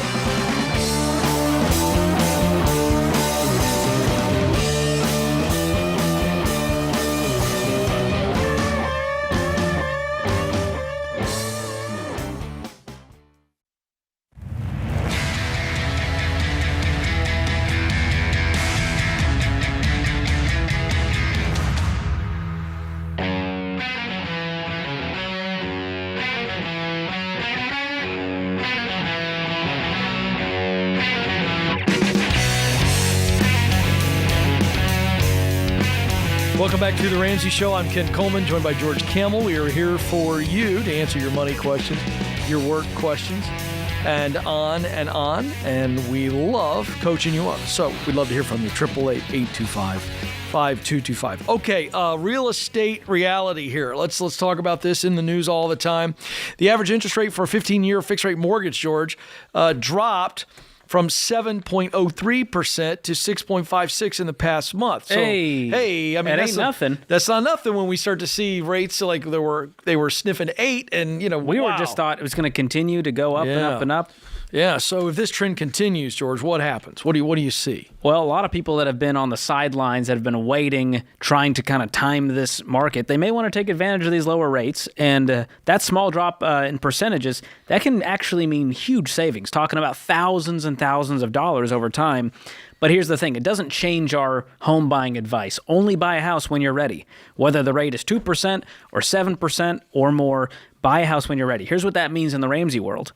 You're debt-free, you have no consumer debt, you have a full emergency fund of 3 to 6 months expenses, and you have a solid down payment. And I only recommend the 15-year fixed-rate mortgage, which I know with current interest rates, you're like, dude, that's going to blow up my payment. Well, we don't want you to be house poor. And if more than a quarter of your take-home pay on a 15 years going towards the mortgage, you're not going to have enough money to, do things like invest for retirement and upgrade the car and go on vacation and save for the kids' college. And so that is the reason for those parameters, those guidelines.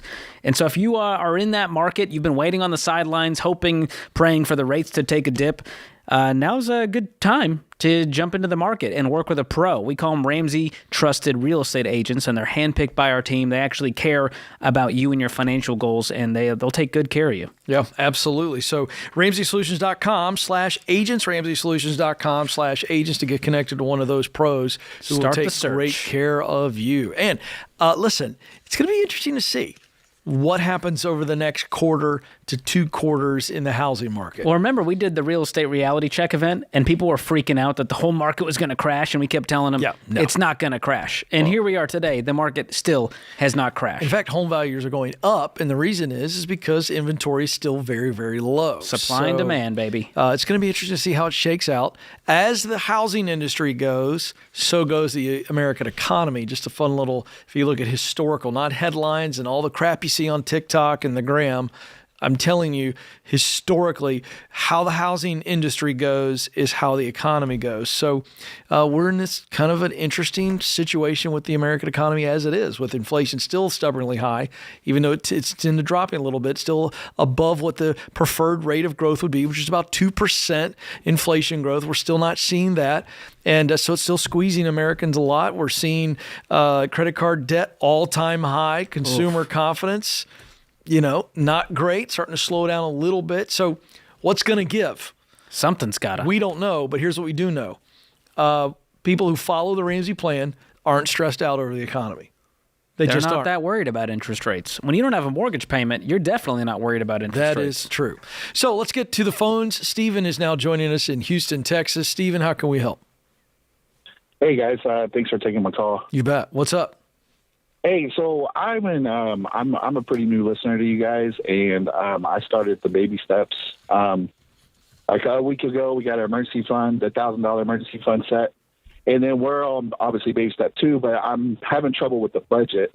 We don't understand if we're supposed to budget for unforeseen things, or if that's what the emergency fund's for, and use every dollar just to go towards that, or how we work that.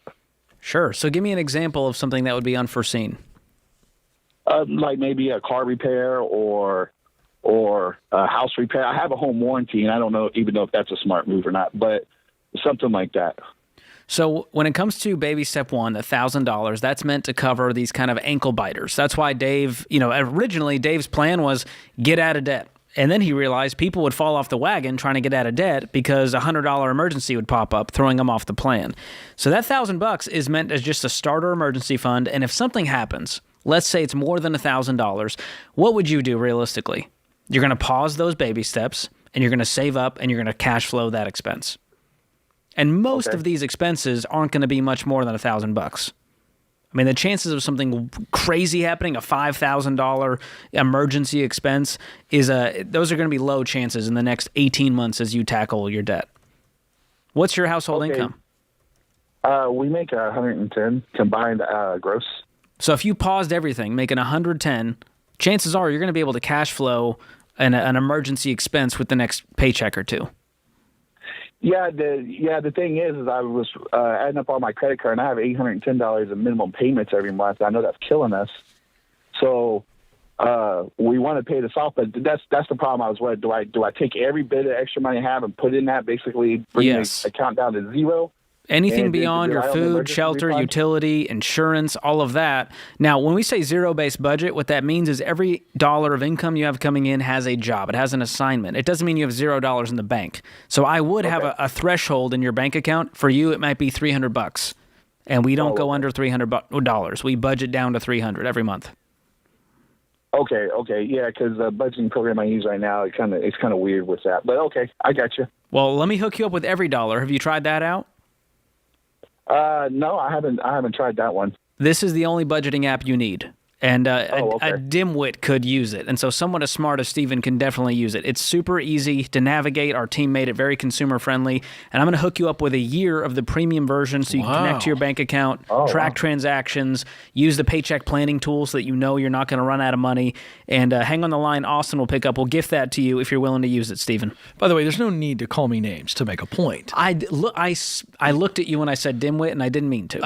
I mean, you did. I thought it was more than a cutting glance, and I'm a little sensitive. I'm trying to use 1950s insults these days. Well, I understand that, but you could have made your point without taking a shot at Fair me. point. That's all I I'm apologize. saying. But he's right. If I can use it, anyone can use it. All right, Amanda's up next in Vancouver. Amanda, how can I help?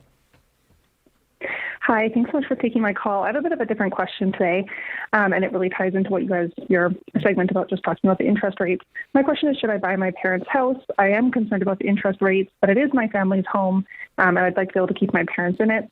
But I'm also afraid of mixing family and money. Ooh, what happened with your Wait a parents? second. What is going on? Well, I live in a low cost of living area. I make a lot of money. I have no debt. I have a lot of extra income. I don't have a mortgage or anything. My parents live in an extremely high cost of living area. They've gotten themselves into quite a pickle with some crippling debt. So I thought I could buy their house and turn it around and rent it to them. It would be kind of a debt consolidation for them, but also I have a bit of savings. Maybe it'd be a good investment for me because, in the Vancouver area, the real estate market, it could be a good investment for me anyways and kind of help them out. Okay, hold on. So let's stop for a second. Okay, it could be. It's not it could be. It either it is or it isn't. If we take Franklin, Tennessee, George and I both know, we both live in Franklin, we know what neighborhoods would be an absolute good investment. So is that just the wording you're using, or you're not quite sure if you were to even do this, that this is in fact a good investment for you? I think it would be a good investment for me. My only concern is, the interest rates are, not great right now. But you don't know that it's is this a good neighborhood or not? Is this a great neighborhood, good neighborhood, okay neighborhood? What is it? It's a good neighborhood. The house was built in the 80s, and it's a family-friendly neighborhood. Okay. My huge worry is that you are solving nothing for them because their behavior and choices is what led them here, and they're going to continue to make those choices. Then they even can't if you pay rent you to them. rent. So I think they need to accept the consequences of their decision as grown adults and go rent somewhere and rent something they can afford and clean up this mess. I think the reality is, with their situation, they would never be able to afford to rent. But you can't handhold them the rest of their life, and that's what's going to happen here. There's no end game. They need to change their situation by making more, spending less, getting out of debt, and you can help them do that with some tools and resources, but I would not step in as the savior here and try to do two birds, one stone, investing in real estate and trying to save my parents at the same time. They need to grapple with the decisions they've made. Even if it's a good investment and she can afford it. She's going to hold back her own financial future, renting at below market rate to them forever. I agree. That's why I brought that up. Very good. And she doesn't have money to buy her own place. Feels like she might do it anyway. Hope Yeah. not. This is The Ramsey Show.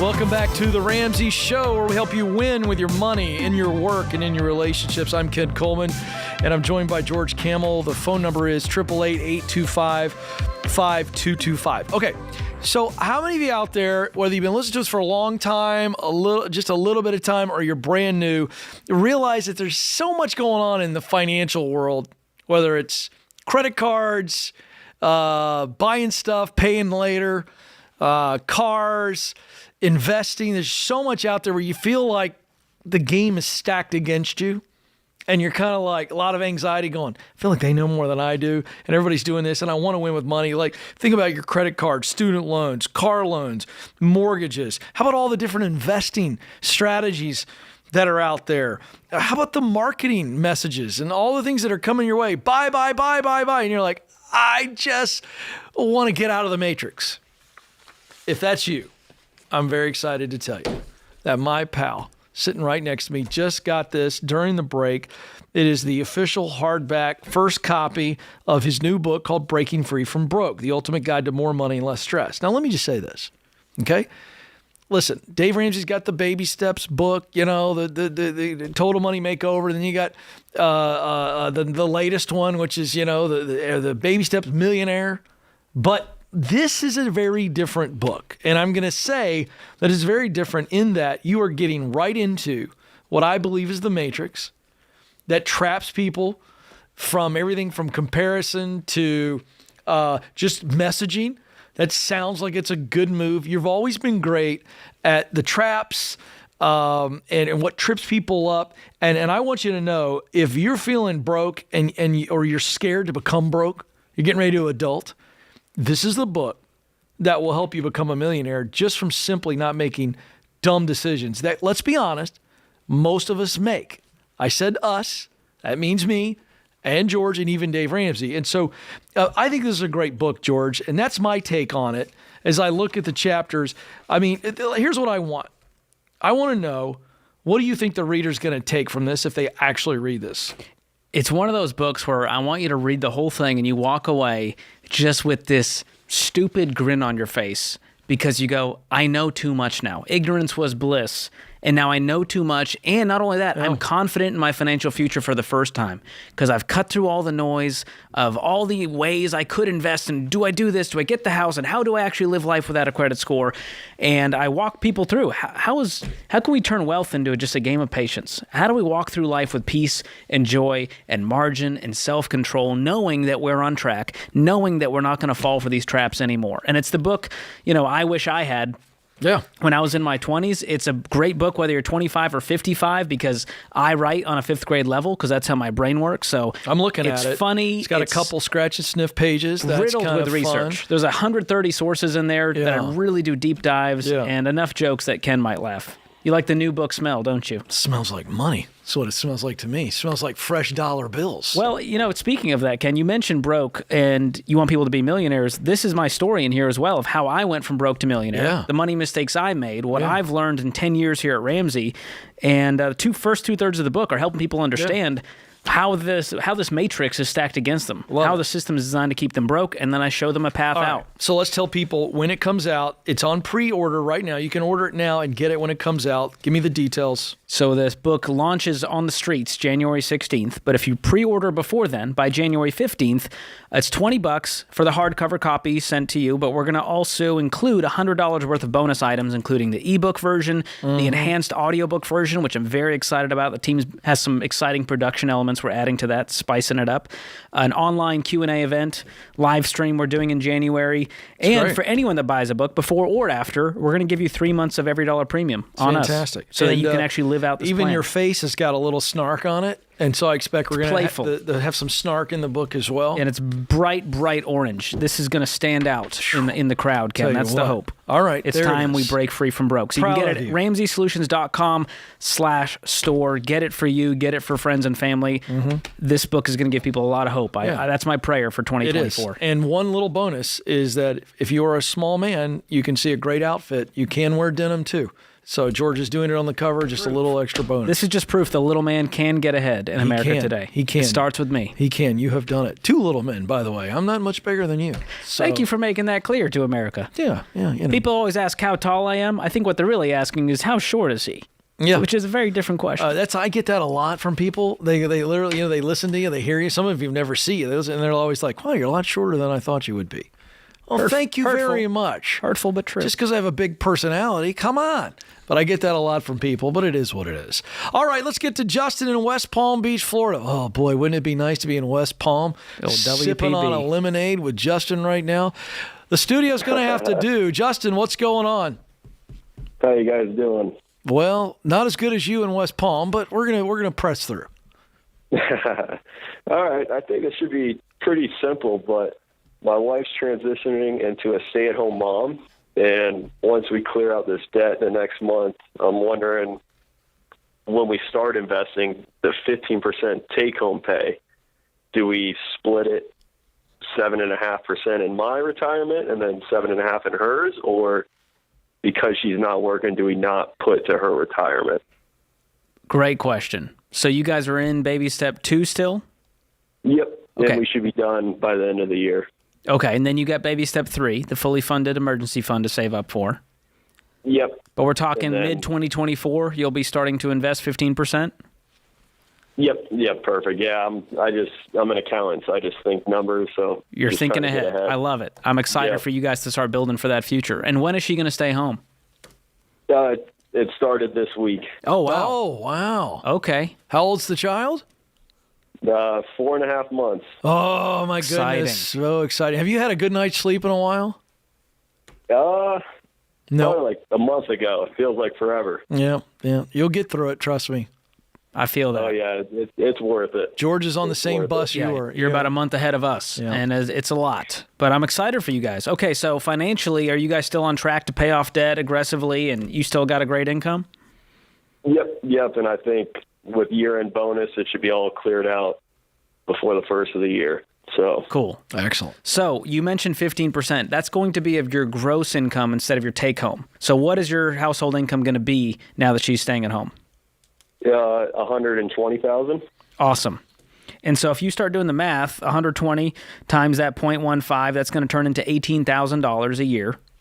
And so to make matters easier, we'll divide that. But per month, you're going to do $1,500 a month is what it amounts to. Okay. And so the way we look at it is match beats Roth beats traditional. So if you have an employer match, we'll start there. Then you can fully fund a Roth IRA. And you do have the option to fund a spousal Roth IRA, even if your spouse stays at home. Okay. So that's something I would encourage you to do, depending on all of your options. But both of you having a maxed out Roth IRA every year is a great thing to do, a great habit to get into. Okay, so I split it between my retirement and her retirement, even though she's not working, right? Perfect. So look at all of your options, and as part of that, you may end up funding her Roth IRA if you still have more Roth to go before you go back to a traditional. Do you have a 401k at work? Yes. Is there a Roth option? We've been doing Roth before we started and stopped it currently. So okay. Yeah, but I wouldn't worry about splitting it 7.5 and 7.5. I would focus on we need to invest $18,000 this year, and we're going to filter it through this match beats Roth beats traditional, and that could turn into funding that Roth IRA every year. But way to go, man! Gotcha. Thank you. Can I throw one more thing on life insurance? We got 10 seconds. Go. Speed round. Do we do life insurance on her if she's not working or no? Yes. Absolutely. Dude, if something happened to her, God forbid, you need Mary Poppins. It's going to cost you $150,000 to hire 17 people. So absolutely get 10 to 12 times her income. That's probably going to be, I'm going to go, let's say she would be making $50,000. I'd get $500,000 on her today. Interesting that you mentioned Mary Poppins, because I always got the idea that she was free. She just kind of flew in one day and helped out. Well, not in today's economy. I agree. Wow. Good stuff. Very serious stuff. Absolutely. Life insurance is a must. Yep. Connect with our friends at Xander. They can help you get this in place. It's who we use. They're great. Term life only. That's exactly right. Good stuff there. Thanks for the call. We'll talk soon, Justin. Hopefully hear some good stories. This is The Ramsey Show.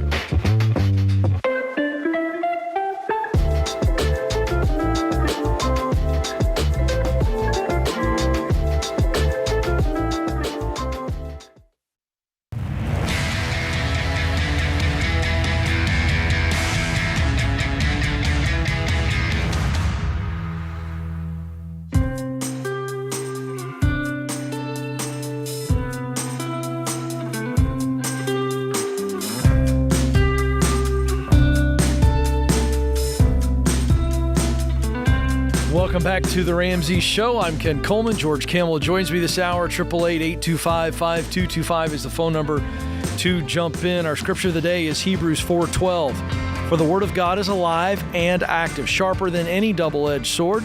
It penetrates even to dividing soul and spirit, joints and marrow. It judges the thoughts and attitudes of the heart.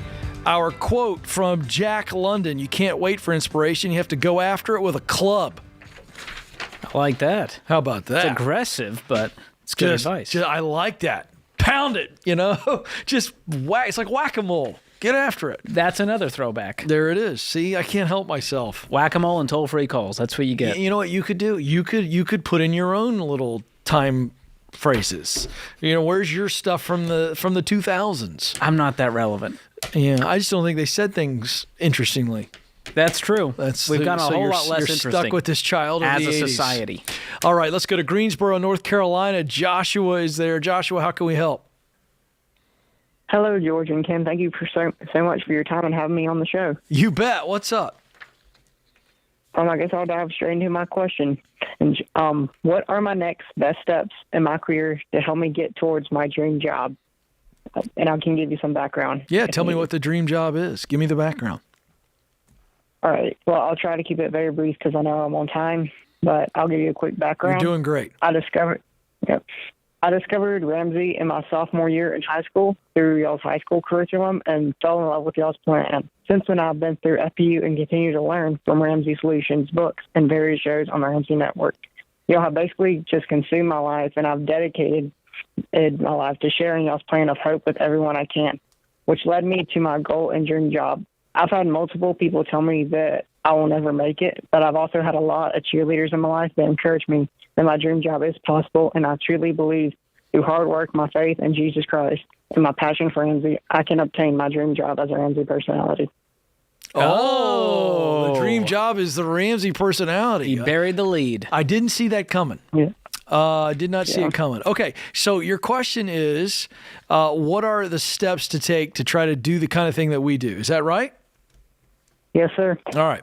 Well, how about we tag team this, George? Sure. I'll give one, you give one, and we see if we run out of them. That's great. How does that sound? All right, first I'm going to start, and I'm going to say the first thing is you're going to have to be equal parts persistent. That means just getting after it, trying, putting in the work. I mean, like when no one's looking, you're doing the little things. You are doing everything it takes to be able to develop a voice, to speak with conviction, to speak with passion, but to also speak with some expertise. And so you're going to have equal parts persistence and equal parts patience. That's where you got to start. That's a mindset at 17. I don't care if you're 17, 27, or 37. If you want to do what we do, this is not easy to get to the spot. Am I right, George? I know Absolutely. Our stories are very similar. So I start with that. Patience, persistence, equal parts. That's the mindset getting going. Yeah. And another piece of this equation is, I can't guarantee you anything in life. I didn't think I'd be here, to be honest with you, Joshua, on this side of the microphone. Well, neither did I, but for both Ken and I, it took a whole lot longer than we thought it would, than we would have liked it. This could be a decade journey for you. Yep. And so it's going to be hard. And the good news is if it's what you're called to do, you're just going to get up and do it anyways. And you're going to have that podcast even if 4 people are listening and 3 of them are your family. Yep. And so you've got to want it that badly. But there's some tactical things I want to tell you that you could start with that will get you on that path. And number 1 is following the principles. So you're already doing that, it sounds like, correct? Yes, sir. So your life testimony experience of going, this is how I experienced life. This is how I lived my life debt-free starting at, 17 years old. This is how I lived it. Encouraging others along the way, leading Financial Peace University classes, maybe becoming a Ramsey financial coach, going through our training, beginning to develop a social media presence, whatever that looks like for you.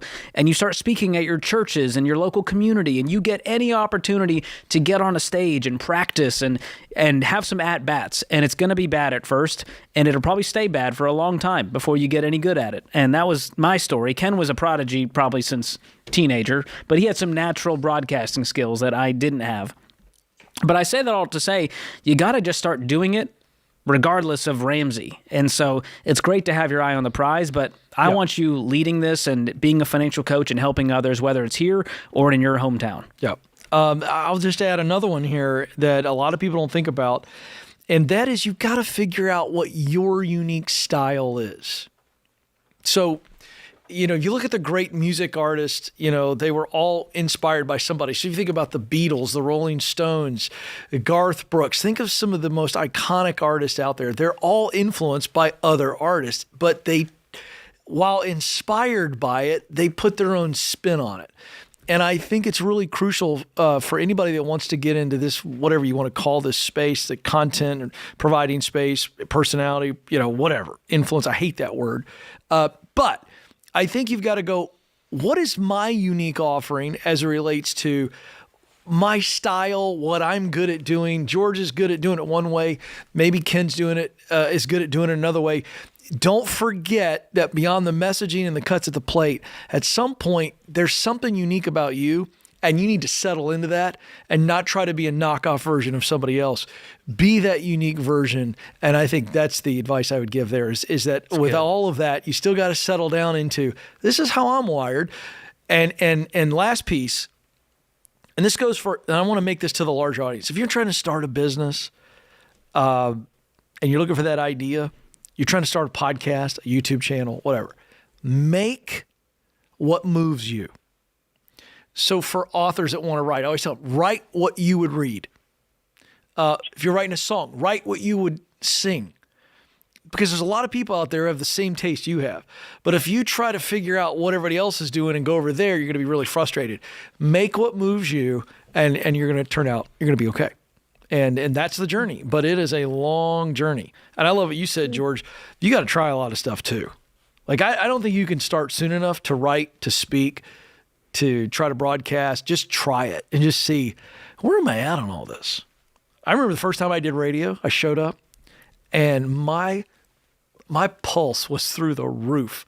I bought my way on to a local radio station in the Atlanta area, and I had done a lot of speaking and been on stage before, but this is a total different ballgame. You got all this stuff around you, and the producer's in my ear going 10, 9, and he's like, you're live, and the light comes on. It's just like, it was just an unbelievable pucker moment, and you got to learn how to handle stuff like that. That's a lot of pressure under the spotlight. How does that hit you, Joshua? I'm curious.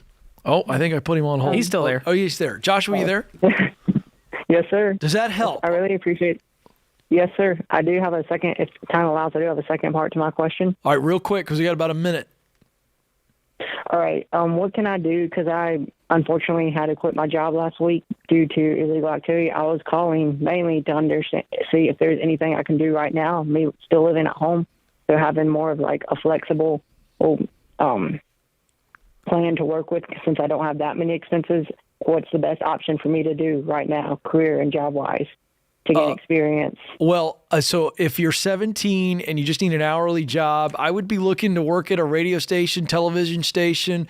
If you can work for a local organization where there's writers involved and you're just some type of get in the room is my point, with people that are doing what we're doing. I think that would be my first step. But you're 17, you got plenty of time. Just go get a job that replaces the job that you had. And my goodness, illegal activity. I want to ask more, but we don't have time. But I'm glad you got out of there, Joshua. That's the first. Hey, if you're working at a place where there's illegal activity, go ahead and quit today. That's one red flag.